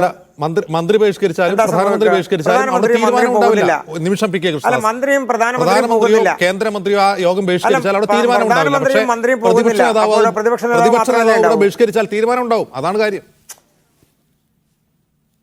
അല്ല, ഞാനതാ തിരിച്ചു ചോദിക്കുന്നത്. അതിൽ നിന്ന് പ്രധാനമന്ത്രി മാറി നിന്നാലോ? അവിടെ തീരുമാനം ഉണ്ടാവില്ല. രണ്ട് വ്യത്യസ്ത അഭിപ്രായങ്ങളായിരിക്കും. കേന്ദ്ര സർക്കാരിന്റെ ഒരു അഭിപ്രായം, പ്രതിപക്ഷത്തിന്റെ മറ്റൊരു അഭിപ്രായം. അല്ല, എല്ലാം സെയിം. എന്ത് വ്യത്യസ്ത? നിങ്ങൾ ഏത് ലോകത്തിരുന്നുകൊണ്ടാണ് ഈ കാര്യങ്ങളൊക്കെ? ഒരേ അഭിപ്രായമുള്ള രണ്ടാളുകളും എതിരഭിപ്രായമുള്ള ഒരാളും ഒരു കമ്മിറ്റിയിൽ ഉണ്ടായാൽ അവിടെ റോക്കറ്റ് സയൻസ് പഠിക്കേണ്ട ആവശ്യമുണ്ടോ കൃഷ്ണദാസ്? അതാ ഞാൻ പറഞ്ഞത്. നിങ്ങൾക്ക് ഏത് രീതിയിലും നിങ്ങൾക്കൊരു കാര്യത്തെ ജനങ്ങളുടെ മുൻപിലേക്ക് അവതരിപ്പിക്കാം. നമ്മുടെ രാജ്യത്തെ ഒരു ജനാധിപത്യ സംവിധാനത്തെ നിയന്ത്രിക്കുന്ന അല്ലെങ്കിൽ അതിനെ നിയമിക്കുന്ന പ്രക്രിയ, ആ പ്രക്രിയയിൽ ഒരു സുതാര്യത കുറവും നാളിതുവരെ ഉണ്ടായതായി എത്രയോ വിഷയങ്ങളിൽ ഈ തരത്തിൽ തീരുമാനങ്ങൾ ഉണ്ടായിട്ടുണ്ട്. ചലഞ്ച് ചെയ്തിട്ടാണല്ലോ സുപ്രീം കോടതിക്ക് ഇടപെടേണ്ടി വന്നത് കൃഷ്ണദാസ്. ആ സുതാര്യത കുറവ് ഉണ്ടായതുകൊണ്ടാണല്ലോ സുപ്രീം കോടതിക്ക് ഇടപെടേണ്ടി വന്നത്. എന്താ സംഭവിച്ചത്? അതിനകത്ത് എന്തെങ്കിലും വ്യത്യാസമുണ്ടായോ? അല്ല, എങ്ങനെയായിരുന്നു തെരഞ്ഞെടുപ്പ് കമ്മീഷനെ BJP സർക്കാർ നിശ്ചയിച്ചിരുന്നത്? എങ്ങനെയാണ്? എന്തായിരുന്നു ആ കേസ്? അങ്ങ് തന്നെ ആലോചിച്ച് നോക്ക്. BJP സർക്കാർ എന്നല്ല എല്ലാ സർക്കാരുകളും തീരുമാനിച്ചിരുന്നത് പ്രതിപക്ഷ നേതാവും കൂടി ചേർന്നുകൊണ്ടാണ്. അല്ലാന്ന് ആരാ തീരുമാനിച്ചത്? അല്ല, ഞാൻ ചോദിക്കുന്നത് ഈ പ്രതിപക്ഷ നേതാവ് കൂടി ചേർന്നുകൊണ്ടുള്ള സംവിധാനം ഈ നിശ്ചയിക്കുമ്പോൾ എന്തുകൊണ്ടാണ് സുപ്രീം കോടതിക്ക് അവസാനം ഇടപെടേണ്ടി വന്നത്? ഒരാളുടെ കാലാവധി നീട്ടിക്കൊടുത്തത് എന്തുകൊണ്ടാണ്? ഒരാള് വിരമിച്ച ഉടൻ തന്നെ ഒരു കൂളിംഗ് പീരീഡ് ഒറ്റ നിമിഷം ഒരാൾ സർക്കാർ സർവീസിൽ നിന്ന് വിരമിച്ച ഒരു കൂളിംഗ് പീരീഡ് കൊടുക്കുന്നതിന് മുമ്പ് ധൃതി പിടിച്ച അയാളെ നിയമിച്ചത് എന്തിനാണ്? സുപ്രീം കോടതി ചോദിച്ച ചോദ്യമാണ്. അജിംസെ, നമ്മുടെ രാജ്യത്ത് എത്രയോ ആളുകൾ വിരമിക്കുന്നതിന് മുൻപ് അവർ റിട്ടയർമെൻ്റ് നേരത്തെ തന്നെ VRS എടുത്ത് രാജിവെച്ച് ഇതേ സ്ഥാപനങ്ങളുടെ ആളുകളായിട്ടുണ്ട്. ഈ വിധി പറയുന്ന സ്ഥാപനങ്ങളുടെ ആളുകളായിട്ടുണ്ട്. അറിയോ അജിംസിന്? അപ്പം നമ്മുടെ രാജ്യത്തിലെ ജനാധിപത്യ സംവിധാനത്തിൽ ഇതിലും വലിയ കാര്യങ്ങൾ ഇന്ദിരാഗാന്ധി ഭരിക്കുന്ന കാലഘട്ടത്തിലും അതിന് മുൻപുള്ള കാലഘട്ടങ്ങളിൽ നടന്നിട്ടുണ്ട്. അത് കോൺഗ്രസിന്റെ പ്രതിനിധിക്ക് അറിയാത്തതുകൊണ്ടാണ്. അത് മോശമാണ്. അത് മോശമാണെങ്കിൽ ഞങ്ങൾ മോശം ചെയ്യും. ഇതാണോ നിങ്ങളുടെ വാദം? ഇന്ദിരാഗാന്ധി അടിയന്തരാവസ്ഥ കാലത്ത് ചെയ്തതൊക്കെ മോശമാണെന്നാണ് നിങ്ങളുടെ വാദം. അന്നുണ്ടായിരുന്നു. നിങ്ങൾ അതിനെതിരെ സമരം ചെയ്തവരാണ്, നിങ്ങൾ ജയിലിൽ കിടന്നവരാണ്. എന്നാ ഇന്ദിരാഗാന്ധി ചെയ്തു, ഞങ്ങളും അത് ചെയ്തേക്കാം എന്നാണ് നിങ്ങളുടെ വിചാരം? അജിംസ്, അങ്ങനെ ഒരു തിരിച്ചതിനെ വേറൊരു തരത്തിലേക്ക് കൊണ്ടുപോകേണ്ട കാര്യം ഇതിനകത്തില്ല. ഇതിനകത്ത് ഒരു അപാകതയും നടന്നിട്ടില്ല. ഇന്ന് സർവീസിൽ നിന്ന് പോയ ഒരാളെ അയാളുടെ ക്രെഡിബിലിറ്റി നോക്കി, അയാളുടെ ഇൻ്റർവ്യൂ സംവിധാനങ്ങൾ നോക്കി, അയാളുമായി നിയമിക്കുന്നതിന് വേണ്ടിയുള്ള നടപടിക്രമങ്ങൾ പൂർത്തീകരിച്ച് അതിൻ്റെ സംവിധാനത്തിൻ്റെ അടിസ്ഥാനത്തിൽ ഒരാളെ നിയമിക്കുന്നു. അങ്ങനെ ഒരു ഉദ്യോഗസ്ഥനെ നിയമിക്കാൻ വേണ്ടി കഴിയൂ? ആരാ സാധാരണ നിലക്ക് നമ്മുടെ രാജ്യത്ത് തെരഞ്ഞെടുപ്പ് കമ്മീഷനായിട്ട് വരാറുള്ളത്? അല്ല, അതിനുള്ള പരിഹാരമായിരുന്നു സുപ്രീം കോടതി നിർദ്ദേശിച്ച താൽക്കാലിക സംവിധാനം. സുപ്രീം കോടതി ചീഫ് ജസ്റ്റിസ് കൂടി ഉൾപ്പെട്ട ഒരു സംവിധാനം പരിഹാരമായിരുന്നു. അല്ല, അതിനാണല്ലോ പാർലമെന്റിൽ ബില്ല് അവതരിപ്പിച്ചിരിക്കുന്നത്. നിങ്ങൾക്കിപ്പോൾ ഇത് പ്രധാനമന്ത്രിയും ആ വകുപ്പുമായി ബന്ധപ്പെട്ടുകൊണ്ട് വരുന്ന മന്ത്രിയും എന്ന് പറഞ്ഞാൽ നാളെ കോൺഗ്രസ്സുകാർ അധികാരത്തിൽ വന്നാൽ BJP ആണോ അത് തീരുമാനിക്കുക? അല്ലല്ലോ. നമ്മുടെ രാജ്യത്തിന്റെ ജനാധിപത്യ സംവിധാനത്തിൽ പാർലമെന്റ് പാസ്സാക്കുന്ന നിയമത്തിനനുസരിച്ച് ഓരോ സംവിധാനങ്ങളിലേക്ക് നടക്കുന്ന തെരഞ്ഞെടുപ്പ് പ്രക്രിയ, പാർലമെന്റ് പാസ്സാക്കിയ ആ നിയമത്തിന്റെ ജനാധിപത്യ വിരുദ്ധതയെ കുറിച്ചായിരുന്നു ചോദിക്കാൻ മടങ്ങി വരാൻ. ശ്രീ നവനീത്, ഇവിടെ തോൽക്കുമ്പോൾ പ്രതിപക്ഷത്തിന് പഴി പറയാനുള്ള ഒരു ഉപകരണമായി EVM മാറുകയാണ് എന്നതാണ് ഈ EVM-നെ കുറിച്ച് വരുന്ന സംശയങ്ങളെ കുറിച്ചുള്ള ഏറ്റവും പ്രധാനപ്പെട്ട വാദങ്ങളിലൊന്ന്. നവനീത്, അപ്പോ ഇത് പ്രതിപക്ഷത്തിരിക്കുമ്പോൾ അഡ്വാണി ഉന്നയിക്കുന്നു, ഇപ്പോൾ കോൺഗ്രസ് പ്രതിപക്ഷത്തിരിക്കുമ്പോൾ ജയറാം രമേശ് ഉന്നയിക്കുന്നു. ഇതിങ്ങനെ തോൽക്കുമ്പോൾ പഴി പറയാനും ആശ്വസിക്കാനുമുള്ള ഒരു മാർഗമായി മാറുന്നതാണോ? അതല്ല, സീരിയസ് ആയി ഈ EVM-നെ കുറിച്ചുള്ള കൺസേൺ, അതിപ്പോൾ സുപ്രീം കോടതിയിൽ ഒരു ഹർജിയുണ്ട്. നിരവധി കോണുകളിൽ നിന്ന് ഇപ്പോൾ MIT-യിൽ, അമേരിക്കയിലെ മിഷിഗൺ ഇൻസ്റ്റിറ്റ്യൂട്ട് ഓഫ് ടെക്നോളജിയിൽ നിന്നുള്ള വിദഗ്ധർ പോലും Indian EVM is at risk എന്ന് പറയുന്നു. അപ്പോൾ ഇങ്ങനെ പറയുമ്പോൾ ഇതൊരു സീരിയസ് ആയിട്ടുള്ള കൺസേൺ ആണ്. അജിൻസ്, അതിനു മുമ്പ് നമ്മൾ അറിയിക്കേണ്ടത് 2009 അദ്വാനി പറഞ്ഞതും GVL നരസിംഹറാവു ആണ് തോന്നുന്നു, BJP-യുടെ നേതാവ് പറഞ്ഞതും നമ്മൾ കാര്യം കൂടെ ചേർത്ത് ഞാൻ പറയുകയാണ്. ഈ EVM എന്ന് പറയുന്നത് ഇന്ത്യയിൽ നമ്മൾ യൂസ് ചെയ്യുന്ന EVM എന്ന് പറയുന്നത് ടെക്നോളജിക്കലി വലിയ അഡ്വാൻസ്ഡ് ആയിട്ടുള്ള ഒരു മെഷീൻ അല്ല. അതിന്റെ അഡ്വാൻറ്റേജ് എന്ന് പറഞ്ഞാൽ ഇതൊരു കംപ്ലീറ്റ്ലി സ്റ്റാൻഡ് അലോൺ മെഷീനാണ്. ഇപ്പം ഹാക്ക് ചെയ്യുന്നു എന്ന് പറയുന്നത് ഈ ഇന്ത്യയിൽ നമ്മൾ യൂസ് ചെയ്യുന്ന EVM ഒരു സ്റ്റാൻഡ് അലോൺ മെഷീനാണ്, ഒരു സിംഗിൾ പ്രോഗ്രാംഡ് ചിപ്പാണ് യൂസ് ചെയ്യുന്നത്. സോ അതിന് ഒരു കാരണവശാലും നമുക്ക് വയർലെസ് ഇന്റർഫേസ് ഇല്ലാത്തത് കൊണ്ട് വയർലെസ് വഴിയൊന്നും ഹാക്ക് ചെയ്യാൻ സാധിക്കില്ല. പിന്നെ ഹാക്ക് ചെയ്യാം, അല്ലെങ്കിൽ അല്ലെങ്കിൽ എന്തെങ്കിലും കൃത്രിമത്വം കാണിക്കണമെങ്കിൽ ഫിസിക്കലി കണക്ട് ചെയ്ത് മദർ ബോർഡില് പ്രോഗ്രാം ചിപ്പ് മാറ്റി വെക്കുക എന്നുള്ളതല്ലാതെ ഇതിനകത്ത് ഒരു പ്രോഗ്രാം എന്താണ് നവനീത്, ആ പ്രോഗ്രാം എന്താണ് എന്നാണ് സുപ്രീം കോടതിയിൽ ചോദിക്കുന്ന ചോദ്യം. ഇപ്പോൾ അതിൽ വേറെ ഒരു തരികിട നടക്കില്ല എന്ന് പറഞ്ഞാൽ അതിൽ എഴുതിയിട്ടുള്ള പ്രോഗ്രാം എന്താണെന്ന് നമുക്കറിയില്ലല്ലോ. അത് കോൺഗ്രസിന് വോട്ട് ചെയ്യുമ്പോൾ കോൺഗ്രസിന് തന്നെ വീഴാനാണോ അതിൽ പ്രോഗ്രാം സെറ്റ് ചെയ്ത് വെച്ചിട്ടുള്ളത് നമുക്കറിയില്ല, ആർക്കും അറിയില്ല. ഈ തെരഞ്ഞെടുപ്പ് കമ്മീഷനും അതറിയില്ല. അല്ല, അതിനകത്ത് അജിൻസ് നമ്മൾ ഒരു ഇലക്ഷന് മുമ്പ് ഒരു ടെസ്റ്റിംഗ് വോട്ടിംഗ് ഉണ്ടല്ലോ. അതായത് നമ്മൾ വോട്ട് എല്ലാ 7 മണിക്ക് മുമ്പ് തന്നെ ഈ ഒരേ ബോർഡിൽ ഇതേ EVM-ല് നമ്മൾ ഒരു റൗണ്ട് ടെസ്റ്റ് ചെയ്ത് അതിന്റെ വോട്ട് എടുത്ത് സ്ലിപ്പ് കാണിച്ചതിന് ശേഷമാണ് തുടങ്ങുന്നതെന്നാണ് എനിക്ക് തോന്നുന്നത്. ഇപ്പം ഒരു ഹാക്കിങ്ങിന്റെ പോസിബിലിറ്റി നോക്കിക്കോളൂ ജിംസെ. നല്ല പോലെ ഈ ഇലക്ഷൻ കമ്മീഷൻ കൊടുത്ത ഒരു ചിപ്പ് പോലും അതിനുശേഷം ഹാക്ക് ചെയ്യണമെങ്കിൽ ഫിസിക്കലി കണക്ട് ചെയ്ത് ഈ ചിപ്പ് മാറ്റിയാലേ സാധ്യമുള്ളൂ. എൻ്റെ ഒരു പോയിന്റ്, അത് ഒരു ലാർജ് സ്കെയിലിൽ അങ്ങനെ നടത്താൻ ഇവിടെ പറ്റുമെങ്കിൽ ഇവിടെ എന്തും നടക്കും. അല്ലാതെ ഒരു ഹാക്ക് ചെയ്യപ്പെടുന്ന രീതിയിൽ മാറിയിരുന്നത് കൊണ്ടോ അല്ലെങ്കിൽ വേറൊരു രീതിയിൽ മാറിയിരുന്നത് കൊണ്ടോ നമുക്ക് ചെയ്യാൻ പറ്റില്ല. ഒരേ ഒരു ഓപ്ഷൻ ഉള്ളത് ഈ മെഷീനിൽ നമ്മൾ വെച്ചിരിക്കുന്ന ചിപ്പിന് ഫിസിക്കലി കണക്ട് ചെയ്തുകൊണ്ട് മാത്രമേ. നവനീത് പറയുന്ന പോയിന്റ് വാലിഡ് ആവുന്ന മറ്റൊരു കാര്യം കൂടിയുണ്ട്. ഇപ്പോൾ സമീപകാലത്ത് പലരും ചൂണ്ടിക്കാട്ടുന്ന ഒരു പ്രധാനപ്പെട്ട പ്രശ്നം, ഒരു തെരഞ്ഞെടുപ്പ് നടന്ന് ഉടൻ ഫലം പ്രഖ്യാപിച്ചാൽ അവിടെ കോൺഗ്രസ് ജയിക്കുന്നു. ഒരു തെരഞ്ഞെടുപ്പ് നടന്ന് പല ഘട്ടങ്ങൾക്ക് ശേഷം 1 മാസമൊക്കെ കഴിഞ്ഞ് ഫലം പ്രഖ്യാപിക്കുമ്പോൾ അവിടെ BJP ജയിക്കുന്നു. ഇങ്ങനൊരു പാറ്റേൺ ശ്രദ്ധയിൽപ്പെട്ടിട്ടുണ്ടെന്ന് പല കോണുകളിൽ നിന്നും ആക്ഷേപം വരുന്നുണ്ട്. ഞാൻ പറഞ്ഞുകൊണ്ടിരുന്നത്, അതായത് ഇപ്പം നമുക്ക് ഞാൻ ഈ സ്റ്റാൻഡ് ലോൺ മെഷീൻ എന്ന് പറഞ്ഞ ഏജൻസി അതുകൊണ്ടാണ്. കാരണം ഈ സ്റ്റാൻഡ് ലോൺ മെഷീന് നിങ്ങൾക്ക് പോയി ടാമ്പറിംഗ് എന്ന് പറയുന്ന സാധനം നിങ്ങൾക്ക് ബുദ്ധിമുട്ടാണ്. പക്ഷെ നിങ്ങൾക്ക് എൻ്റയർ EVM മാറ്റുകയോ അല്ലെങ്കിൽ ചിപ്പ് മാറ്റുകയോ ഒക്കെ ചെയ്യുന്നത് സ്വാഭാവികമാണ്. ഇതൊരു സ്റ്റാൻഡ് ലോൺ മെഷീൻ, ഇതൊരു വയർലെസ് കണക്റ്റഡ് നിങ്ങളുടെ മൊബൈൽ പോലെ അല്ല, നിങ്ങളുടെ കാൽക്കുലേറ്റർ പോലെയോ ഉള്ള ഒരു സാധനമാണ്. ഒരു ചെറിയ ചിപ്പ് പോലത്തെ ഒരു ടെക്നോളജിക്കലി വലിയ അഡ്വാൻസ്ഡും അല്ല, അത് വളരെ നല്ലതുമാണ്. അപ്പം ചെയ്യാൻ പറ്റില്ല അങ്ങനെ, അല്ലെങ്കിൽ ഒരിക്കലും ഇതിന്റെ റിസൾട്ട് മാറ്റിമറിക്കാൻ പറ്റൂല എന്നല്ല. മാറ്റിമറിക്കാൻ ചെയ്യണമെങ്കിൽ അത്ര അത്ര ലാർജ് സ്കെയിലിൽ അത്ര രഹസ്യാത്മകമായൊക്കെ ചെയ്യണം ഇത്. കാരണം ഈ മെഷീനെ കണക്ട് ചെയ്തിട്ട് ഫിസിക്കലി മാത്രമേ നമുക്ക് കണക്ട് ചെയ്യാൻ പറ്റൂ, വയർലെസ്സിൽ ചെയ്യാൻ പറ്റില്ല. കണക്ട് ചെയ്തതിന് ശേഷം മദർ ബോർഡിൽ നിന്നും അതിന്റെ ചിപ്പിനെ മാറ്റി സിംഗിൾ പ്രോഗ്രാംഡ് ചിപ്പാണ് ഇതിനകത്ത് യൂസ് ചെയ്യുന്നത്. ആ സാധനം മാറ്റി എങ്ങനെയാണ് ഇലക്ഷൻ കമ്മീഷൻ ഇത് കോഡുണ്ടോ ഇത് മാറ്റുമ്പോൾ അറിയാൻ പറ്റും. ഇതിലുള്ളത് അത് നമുക്ക് സിംഗിൾ അറിഞ്ഞില്ല. പ്രോഗ്രാംഡ് ചിപ്പാണ് എന്ന് ആരാണ് വെരിഫൈ ചെയ്തത് നവനീത്? അജിൻസെ, അത് ഇലക്ഷൻ കമ്മീഷൻ പറഞ്ഞ വിവരം മാത്രമേ നമ്മളെ കയ്യിലുള്ളൂ. അത് ഇലക്ഷൻ കമ്മീഷൻ അല്ലാതെ നമുക്ക് ഇലക്ഷൻ കമ്മീഷനിൽ നിയമിതരായ ആളുകളൊന്നും ഈ സാങ്കേതിക വിദഗ്ധരല്ല. അവർക്ക് ആ റിപ്പോർട്ട് കൊടുക്കുന്നത് ആരാണ്? ഇലക്ട്രോണിക്സ് മന്ത്രാലയത്തിന് കീഴിലുള്ള ഒരു ടീമാണ്. ഇലക്ട്രോണിക്സ് മന്ത്രാലയത്തിൽ അതെ അവർ പറയുന്നത് നമുക്കും അതിൽ ആ ഇൻഫർമേഷനെ നമുക്ക് പബ്ലിക്ലി അവൈലബിൾ ആയിട്ട് ആ ഇൻഫർമേഷൻ വെച്ചുകൊണ്ട് മാത്രമാണ് ഞാൻ പറയുന്നത്. കാരണം നമുക്ക് അങ്ങനെ അല്ലാത്തൊരു ഇൻഫർമേഷൻ ഇല്ല. അവർ പറയുന്നത് അനുസരിച്ച് അങ്ങനെയാണ്. പക്ഷെ അവിടെ പോലും അജിൻസ് പറയുന്നത് പോലെ ഇതിനെ കംപ്ലീറ്റ്ലി ആയിട്ട് ചിപ്പ് മാറ്റുകയോ അല്ലെങ്കിൽ ഇത് കംപ്ലീറ്റ്ലി റീപ്ലേസ് ചെയ്യുകയോ ഒക്കെ സാധ്യമാണ്. അങ്ങനെ സാധ്യമാവണമെങ്കിൽ ഒരു ബുദ്ധിമുട്ടായിട്ട് ഞാൻ പറയുന്നത്, ഞാൻ ഇന്നും വിചാരിക്കുന്നു ഇങ്ങനെ നടന്ന് കാണില്ല. അങ്ങനെയൊക്കെ നടന്ന് കാണുന്നുണ്ടെങ്കിൽ ഒരു വലിയ ലെവലിലുള്ള സ്കാം ആയിരിക്കും. കുറച്ച് വളരെ ഈസി ആയിട്ട് നടക്കും എന്ന് ഞാൻ വിചാരിക്കുന്നില്ല. പക്ഷെ പോസിബിലിറ്റി കംപ്ലീറ്റ്ലി തള്ളിക്കളയല്ല. ടെക്നിക്കലി ഇത് ചെയ്യാൻ ബുദ്ധിമുട്ടായതുകൊണ്ട് അതിന്റെ പോസിബിലിറ്റി കംപ്ലീറ്റ് തള്ളിക്കളയല്ല.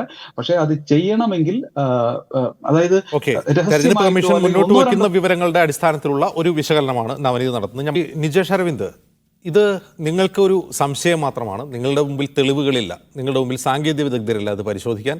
തെരഞ്ഞെടുപ്പ് കമ്മീഷൻ ഒരിക്കൽ പരസ്യമായി രാഷ്ട്രീയ പാർട്ടികൾ വെല്ലുവിളിച്ചിരുന്നു, ആർക്ക് വേണമെങ്കിലും ഒന്ന് പരിശോധിക്കാം, ഒരു ഹാക്കത്തോൺ തന്നെ സംഘടിപ്പിച്ചിരുന്നു. പക്ഷേ ഒരാളും അതിൽ പങ്കെടുത്തില്ല. CPM പങ്കെടുത്തില്ല, കോൺഗ്രസ് പങ്കെടുത്തില്ല, ആം ആദ്മി പാർട്ടി പങ്കെടുത്തില്ല, ആരും പങ്കെടുത്തില്ല. അതെന്താണ് ആ ഒരു വെല്ലുവിളി രാഷ്ട്രീയ പാർട്ടികൾ സ്വീകരിക്കാതിരുന്നത്?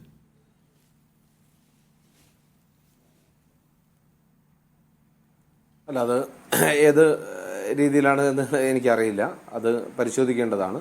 ഏതായാലും ഇന്ന് ഈ കാര്യത്തിൽ ഉള്ള സംശയത്തെ ദൂരീകരിക്കേണ്ട ഉത്തരവാദിത്തം തെരഞ്ഞെടുപ്പ് കമ്മീഷനാണ്. അത് തെരഞ്ഞെടുപ്പ് കമ്മീഷൻ ചെയ്യുക എന്നുള്ളതാണ് ഇന്ത്യയുടെ ജനാധിപത്യത്തെ ശക്തിപ്പെടുന്നത്. നേരത്തെ ശ്രീ PK കൃഷ്ണദാസ് പറഞ്ഞ് ഇത് ഒരു പ്രയാസവുമില്ല എന്ന്. കഴിഞ്ഞ കാലത്ത് ലോക്സഭയ്ക്കകത്ത് എന്ത് നടന്നു എന്നുള്ളത് വളരെ കൃത്യമല്ലേ. ഏകപക്ഷീയമായ കാര്യങ്ങൾ കുറേ പേരെങ്കിൽ സസ്പെൻഡ് ചെയ്ത് ഇഷ്ടമുള്ള നിയമങ്ങളൊക്കെ നടപ്പിലാക്കിയ ഒരു ഗവൺമെൻറ്, അവിടെയാണ് നമ്മുടെ സംശയം കിടക്കുന്നത്. ആ ഗവൺമെൻറ് ചെയ്യുന്ന കാര്യങ്ങളിലാണ് നമ്മുടെ സംശയം കിടക്കുന്നത്. ഇപ്പോൾ നേരത്തെ ശ്രീ നവനീത് പറഞ്ഞത് തെരഞ്ഞെടുപ്പ് കമ്മീഷൻ പറയുന്നതിൻ്റെ അടിസ്ഥാനത്തിൽ നോക്കിയാൽ ഇതിന് സാധ്യതയില്ല എന്ന് മാത്രമാണ്. അപ്പോൾ സാധ്യത കിടക്കുന്നുണ്ട് എന്നുള്ളതാണ് ഇതിൻ്റെ ബാക്കി. അപ്പോൾ അത് ദൂരീകരിക്കേണ്ട BJP തന്നെയാണല്ലോ. അഗ്നിശുദ്ധി എന്ന് പറയുന്ന വാക്ക് ഏറ്റവും കൂടുതൽ ഉപയോഗിക്കുന്ന രാഷ്ട്രീയ പാർട്ടിയാണ് BJP, അല്ലെങ്കിൽ പുരാണങ്ങളെ കൂട്ടുപിടിക്കുന്ന പാർട്ടിയാണ്. സ്വാഭാവികമായി ഇന്ത്യയിലെ ജനങ്ങൾക്ക്, ഇന്ത്യയിലെ പൗരന്മാർക്ക് അവരുടെ വോട്ടവകാശം സംബന്ധിച്ച് ഉള്ള ഒരു സംശയമുണ്ട് എങ്കിൽ അഗ്നിശുദ്ധി വരുത്തേണ്ട ഉത്തരവാദിത്വം ഇന്ത്യ രാജ്യത്തെ ഗവൺമെന്റ് അല്ലേ. എന്തുകൊണ്ട് ആ പ്രോസസ്സിലേക്ക് കടക്കുന്നില്ല എന്തുകൊണ്ട് അതിനെ നിഷേധിക്കുന്നു എന്നതാണ് സ്വാഭാവികമായുള്ള സംശയം. ആ സംശയത്തിന് മറുപടി പറയാനാണ് BJP ഇവിടെ തയ്യാറാവേണ്ടത്. അല്ലാതെ വല്ലാതെ കിടന്ന് ന്യായീകരിച്ചുകൊണ്ട് കാര്യമില്ല. ഒരു കാലഘട്ടത്തിൽ BJPക്ക് തോന്നിയ സംശയം, ഒരു കാലത്ത് BJP നേതാക്കന്മാർക്ക് തോന്നിയ സംശയം, ഇന്ന് ഇന്ത്യ രാജ്യത്തെ ബഹുഭൂരിപക്ഷത്തിന് തോന്നുന്ന സമയത്ത്, ഇന്ത്യ രാജ്യത്തെ ഭൂരിപക്ഷത്തിന് തോന്നി കോടതിയിൽ പോകുന്ന സമയത്ത് അവിടെ സംശയത്തിനെ വീണ്ടും ശക്തിപ്പെടുത്തുന്ന ഇടപെടലുകളാണ് BJP നടത്തിക്കൊണ്ടിരിക്കുന്നത്. അത് മറിച്ച് ഈ സംശയം ഇല്ലാതാക്കാനുള്ള നടപടിയാണ് BJP ചെയ്യേണ്ടത്. അത് ചെയ്യാൻ തെരഞ്ഞെടുപ്പ് കമ്മീഷൻ തയ്യാറാവണം. ഞങ്ങളിപ്പോൾ പറയുന്നത് കോൺഗ്രസിൻ്റേത് സംശയമാണ്. ആ സംശയത്തിനെ പ്രൂവ് ചെയ്യേണ്ട ഉത്തരവാദിത്വം തെരഞ്ഞെടുപ്പ് കോൺഗ്രസ് വളരെ കൃത്യമായി പറഞ്ഞു. ഇത് തെളിയിക്കേണ്ട ഉത്തരവാദിത്വം തെരഞ്ഞെടുപ്പ് കമ്മീഷനാണ് എന്നാണ് പറഞ്ഞത്. ഇനി വീണ്ടും നേരത്തെ പറഞ്ഞതുപോലെ വീണ്ടും ഒരു ടെക്നോളജി അറിയുന്ന വിദഗ്ധരെ ഉപയോഗിച്ചുകൊണ്ടുള്ള ഒരു പരിശോധനയിലേക്ക് കിടക്കട്ടെ. കോൺഗ്രസിൻ്റെതായ സ്റ്റാൻഡ് എടുക്കും. പറ്റാവുന്ന ആളുകളെ, ഇതിൻ്റെ ഏറ്റവും പറ്റുന്ന ആളുകളെ, ഈ മേഖലയിൽ വിദഗ്ധരായ ആളുകളെ കൊണ്ടുവരാൻ കോൺഗ്രസും തയ്യാറാവും. ഞങ്ങൾ കൊടുത്ത ഒരു കത്തിൻ്റെ അടിസ്ഥാനത്തിൽ, അപേക്ഷയുടെ അടിസ്ഥാനത്തിൽ, നിവേദനത്തിന്റെ അടിസ്ഥാനത്തിലാണ് ഈ തീരുമാനത്തിലേക്ക് തെരഞ്ഞെടുപ്പ് കമ്മീഷൻ പോകുന്നത് എങ്കിൽ, അല്ലെങ്കിൽ ഒരു സർവകക്ഷി യോഗത്തിനകത്തേക്ക് പ്രധാനമന്ത്രി വിഷയം കൊണ്ടുവരികയാണെങ്കിൽ നമുക്ക് ചർച്ച ചെയ്യാം. അതല്ലേ ജനാധിപത്യം. ഇന്ത്യ രാജ്യത്തെ രാഷ്ട്രീയ പാർട്ടികൾക്ക് സംശയമുള്ള ഒരു ഇടപാടാണ് തെരഞ്ഞെടുപ്പ് കമ്മീഷന്റെ തെരഞ്ഞെടുപ്പ്. അവിടെ സംശയമുണ്ട്. എന്തുകൊണ്ട് BJP ആ കാര്യങ്ങളിലേക്ക് കടക്കുന്നില്ല? ഏതെങ്കിലും ഒരു വിഷയത്തിൽ ഒരു ഓൾ പാർട്ടി മീറ്റിംഗ് നടത്തുന്നില്ല? ഇപ്പോൾ മിസ്റ്റർ കൃഷ്ണദാസ് ആ തരത്തിലൊരു ചർച്ചയിലേക്ക് എന്തുകൊണ്ട് കൊണ്ടുപോകുന്നില്ല? ഞങ്ങൾ ചെയ്തൊക്കെ ശരിയാണ്, ഞങ്ങൾ ശരി മാത്രമേ ചെയ്യാറുള്ളൂ, ഞങ്ങൾ ചെയ്യുന്നതെല്ലാം ശരിയാണ് എന്ന് പറയുന്നതിനപ്പുറത്ത് ഈ പ്രതിപക്ഷത്തിന് സംശയമുണ്ട്, അതുകൊണ്ട് ഞങ്ങൾ തയ്യാറാണ്, നിങ്ങൾക്ക് പരിശോധിക്കാം എന്ന് പറയുന്ന ഒരു ഘട്ടമാണ് എങ്കിൽ നമുക്കവിടെ കുറച്ചുകൂടി ആക്സെപ്റ്റബിൾ ആയിരുന്നു. മറിച്ച് ഞങ്ങളതൊക്കെ ശരിയാണ്, ഞങ്ങൾ കീശയിലാക്കി വെക്കുകയാണ്, ആവശ്യമുള്ളപ്പോൾ ഞങ്ങൾ പുറത്തെടുക്കും എന്ന് പറയുമ്പോഴാണ് ഞങ്ങൾക്ക് സംശയം വരുന്നത്. ആ സംശയത്തിനെ ഇല്ലാതാക്കേണ്ട ഉത്തരവാദിത്വം ഭരണഘടനാ സ്ഥാപനങ്ങൾക്ക്. PK കൃഷ്ണദാസ്, ഈ അഡ്വാണി, GVL നരസിംഹറാവു ഇവരൊക്കെ ഉന്നയിച്ച സംശയത്തെ തുടർന്നാണ് നമുക്ക് VVPAT സംവിധാനം ഉണ്ടായത്. ഒരു സാമ്പിൾ എന്ന നിലയ്ക്ക് VVPATകൾ എണ്ണി നോക്കാനൊക്കെ തുടങ്ങിയത് അതിനുശേഷമാണ്. അതിനുശേഷം ഉയർന്ന പ്രധാനപ്പെട്ട ഒരു സംശയം എന്ന് പറയുന്നതിൻ്റെ സോഴ്സ് കോഡ് എന്താണ്, ഇതിലുപയോഗിക്കുന്ന ചിപ്പ് ഏത് രാജ്യത്ത് നിർമ്മിച്ചതാണ് എന്ന് പോലും നമുക്കറിയില്ല. ഏത് രാജ്യത്ത് നിർമ്മിച്ച ചിപ്പാണ്, ഇതിൻ്റെ സോഴ്സ് കോഡ് എന്താണ്, ഏത് ഫംഗ്ഷനാണ് ഇത് പ്രവർത്തിക്കുന്നത്, എന്ത് ഫംഗ്ഷനാണ് ഇത് പരസ്യമാക്കാൻ പറ്റുമെന്നുള്ള ചോദ്യത്തിനാണ് മറുപടി പറയേണ്ടത്. ഇതേക്കുറിച്ച് നിങ്ങൾക്ക് ഒരു സംശയവും ഇല്ലാത്തത് എന്തുകൊണ്ടാണ്? ജെയിംസേ, ഈ രാജ്യത്തെ കോൺഗ്രസിൻ്റെ സംശയത്തിന് മറുപടി പറയുക എന്നുള്ളത് തൽക്കാലം BJPയെ സംബന്ധിച്ച് കഴിയാത്ത കാര്യമാണ്.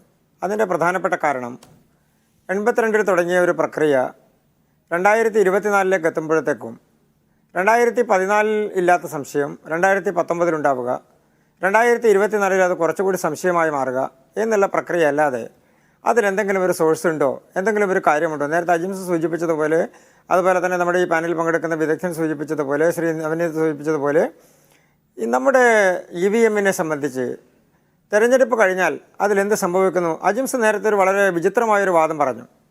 വളരെ പെട്ടെന്ന് വോട്ടെണ്ണിയാൽ കോൺഗ്രസ് ജയിക്കും, കുറച്ച് ദിവസം കഴിഞ്ഞാൽ BJP ജയിക്കും. ഞാൻ തിരിച്ചു ചോദിക്കട്ടെ അജിംസേ, ഓരോ സംസ്ഥാനങ്ങളിലും തെരഞ്ഞെടുപ്പ് കഴിഞ്ഞാൽ ആരാണ് ഈ പെട്ടി സൂക്ഷിക്കുന്നതിൻ്റെ കസ്റ്റോഡിയൻ? അതാത് ജില്ലയിലെ ജില്ലാ കളക്ടർമാർ, അതാത് തെരഞ്ഞെടുപ്പ് ഉദ്യോഗസ്ഥന്മാർ, ആ ഉദ്യോഗസ്ഥന്മാരുടെ കീഴിൽ അതാത് സംസ്ഥാനത്തെ പോലീസിൻ്റെ കീഴിൽ. ഇപ്പോൾ രാജസ്ഥാനിലും ഛത്തീസ്ഗഡിലും കോൺഗ്രസ് ആയിരുന്നല്ലോ ഭരിച്ചിരുന്നത്. തിരിച്ച് BJP അധികാരത്തിൽ വരുന്നു. കോൺഗ്രസ് ഭരിക്കുന്ന കാലഘട്ടത്തിൽ BJPക്ക് എന്താ അവിടെ റോളുള്ളത്? പോലീസിൻ്റെ മേൽ അവരുടെ കസ്റ്റഡിയിലല്ലേ ഈ സാധനം ഇരിക്കുന്നത്, ഈ EVM എന്ന് പറയുന്ന മെഷീൻ ഇരിക്കുന്നത്. BJPക്ക് അവിടെ എന്താ ചെയ്യാൻ കഴിയുക? അപ്പോൾ ഇതൊക്കെ നമുക്ക് രാഷ്ട്രീയപരമായി നിങ്ങൾക്ക് ഏതെങ്കിലും എന്ത് അഭിപ്രായവും നിങ്ങൾക്ക് സൂചിപ്പിക്കാം. പക്ഷേ തെരഞ്ഞെടുപ്പ് കമ്മീഷൻ ഒരു പ്രക്രിയ സ്വീകരിച്ച് അവരുടെ നടപടികളുടെ ഭാഗമായി അവർ അതിൻ്റെ കസ്റ്റോഡിയനായി കൈവശം വെച്ച് അവർ നടത്തുന്ന ഒരു പ്രക്രിയ, ആ പ്രക്രിയയിൽ എന്തെങ്കിലും ഒരു പോരായ്മയുണ്ടെങ്കിൽ കോടതിയെ സമീപിക്കാം, തെരഞ്ഞെടുപ്പ് കമ്മീഷനെ സമീപിക്കാം. BJP അതിലൊന്നും ഒരു ലെവലേശം പോലും ഞങ്ങളെ സംബന്ധിച്ചിടത്തോളം അതിൽ തടസ്സം നിൽക്കേണ്ട ആവശ്യം ഞങ്ങൾക്കില്ല. കോൺഗ്രസ്സിന് ഏത് തരത്തിലുള്ള നിർദ്ദേശവും വെക്കാം തെരഞ്ഞെടുപ്പ് കമ്മീഷന് മുൻപിൽ. തെരഞ്ഞെടുപ്പ് കമ്മീഷൻ അതിൽ അംഗീകരിക്കുന്ന രീതിയാണുള്ളതെങ്കിൽ അത് നടപ്പാക്കും. അത് അംഗീകരിക്കാൻ BJP തയ്യാറാകും, ജനാധിപത്യപരമായി തയ്യാറാകും. തെരഞ്ഞെടുപ്പ് കമ്മീഷൻ എന്താണോ നടപടികൾ സ്വീകരിക്കുന്നത് അതാണ് ഈ രാജ്യത്തെ ജനാധിപത്യ സംവിധാനം അനുസരിച്ച് എല്ലാ പാർട്ടികളും അംഗീകരിക്കുന്നത്. അതിന് നിർദ്ദേശം വെക്കാൻ എല്ലാ പാർട്ടികൾക്കും അധികാരമുണ്ട്, അവകാശമുണ്ട്. പിന്നെ EVMനെ സംബന്ധിച്ച് അതിന് ടെക്നിക്കൽ, അങ്ങനോട് ചോദിച്ച കാര്യം അതിന് ടെക്നിക്കൽ കോഡിനെ സംബന്ധിച്ചാണ്. നമ്മുടെ രാജ്യത്തെ തെരഞ്ഞെടുപ്പ് കമ്മീഷനെ സംബന്ധിച്ച് അതിൻ്റെ നടപടിക്രമങ്ങൾ അറിയില്ല എന്ന് അജിംസ് പറഞ്ഞാൽ അത് വിശ്വസിക്കാൻ എന്നെ സംബന്ധിച്ചിടത്തോളം കുറച്ച് പ്രയാസമുണ്ട്. അതിൻ്റെ പ്രധാനപ്പെട്ട കാര്യം, നമ്മുടെ രാജ്യത്ത് നടക്കുന്ന ഒരു തെരഞ്ഞെടുപ്പിൻ്റെ പ്രക്രിയ എന്ന് പറയുന്നത്, അതിൻ്റെ നടപടിക്രമം എന്ന് പറയുന്നത് രഹസ്യാത്മക സ്വഭാവത്തോടുകൂടി നടക്കുന്ന ഒരു പ്രോസസ്സാണ് അതിൻ്റെ ടെക്നിക്കൽ പാർട്ട് എന്ന് പറയുന്നത്. ഇപ്പോൾ നേരത്തെ ശ്രീ നവനീത് സൂചിപ്പിച്ചതുപോലെ നമ്മുടെ അജിംസ് തെരഞ്ഞെടുപ്പിൽ വോട്ട് ചെയ്യാൻ പോകുന്നതിന് ഏറ്റവും ആദ്യം വോട്ട് ചെയ്യാൻ പോയിട്ടുണ്ടാകും, അല്ലെങ്കിൽ മാധ്യമ പ്രവർത്തകൻ എന്നുള്ള നിലക്ക് അതിൻ്റെ രീതി എന്താണെന്ന് മനസ്സിലാക്കിയിട്ടുണ്ടാകും എന്നുള്ളതാണ് ഞാൻ മനസ്സിലാക്കുന്നത്. ഒരു തെരഞ്ഞെടുപ്പ് തുടങ്ങുന്ന ദിവസം ആ ബൂത്തിൽ ഏറ്റവും ആദ്യം സാമ്പിൾ വോട്ടുകളാണ് ചെയ്യുക. അത് ഡിലീറ്റ് ചെയ്തിട്ടാണ് ഫ്രഷ് വോട്ടുകൾ സ്റ്റാർട്ട് ചെയ്യുക. ആ സമയത്ത് എല്ലാ പൊളിറ്റിക്കൽ പാർട്ടിയുടെയും ഏജന്റുമാരുണ്ടാകും. ഒരു സ്ഥലത്ത് മാത്രമല്ല, എല്ലാ ബൂത്തിലും അങ്ങനെ തന്നെയാണ് ഈ രാജ്യത്ത്. അപ്പോൾ സ്വാഭാവികമായും അങ്ങനെയുള്ള കാര്യങ്ങളിൽ ഏതെങ്കിലും ഇപ്പോൾ കോൺഗ്രസിന് വോട്ട് ചെയ്യുമ്പോൾ BJPക്ക് പോയാൽ, BJPക്ക് വോട്ട് ചെയ്യുമ്പോൾ കോൺഗ്രസിന് പോയാൽ ആ മിഷനിൽ ആദ്യം കുത്തുമ്പോൾ അറിയാം. ആ സാമ്പിൾ ചെയ്തതിന് ശേഷമാണ് അടുത്ത് നോക്കുന്നത്. നിങ്ങൾ പറയുന്ന പോലെ തന്നെ VVPATും ആ സംവിധാനത്തിൻ്റെ ഭാഗമായി വന്നതാണ്. അതിൽ സംശയമുണ്ടെങ്കിൽ കുറച്ചുകൂടി കറക്റ്റ് ചെയ്യാൻ വേണ്ടി ഇനി VVPATിന് പകരം വേറെ ഏതെങ്കിലും ഒരു സംവിധാനം വേണമെങ്കിൽ തെരഞ്ഞെടുപ്പ് കമ്മീഷൻ ഇൻട്രൊഡ്യൂസ് ചെയ്യട്ടെ, കോൺഗ്രസ്സുകാർ അത് അവതരിപ്പിക്കട്ടെ, അവർക്കും ടെക്നിക്കൽ ടീമുണ്ടല്ലോ, അവരത് അവതരിപ്പിക്കട്ടെ. ഇങ്ങനെയൊക്കെ ചെയ്യാം, ഇന്ന മാറ്റങ്ങൾ കൊണ്ടുവരാം. അത് തെരഞ്ഞെടുപ്പ് കമ്മീഷൻ അംഗീകരിച്ചാൽ ഈ രാജ്യത്ത് ജനാധിപത്യ പ്രക്രിയയുടെ ഭാഗമായി അത് മാറും.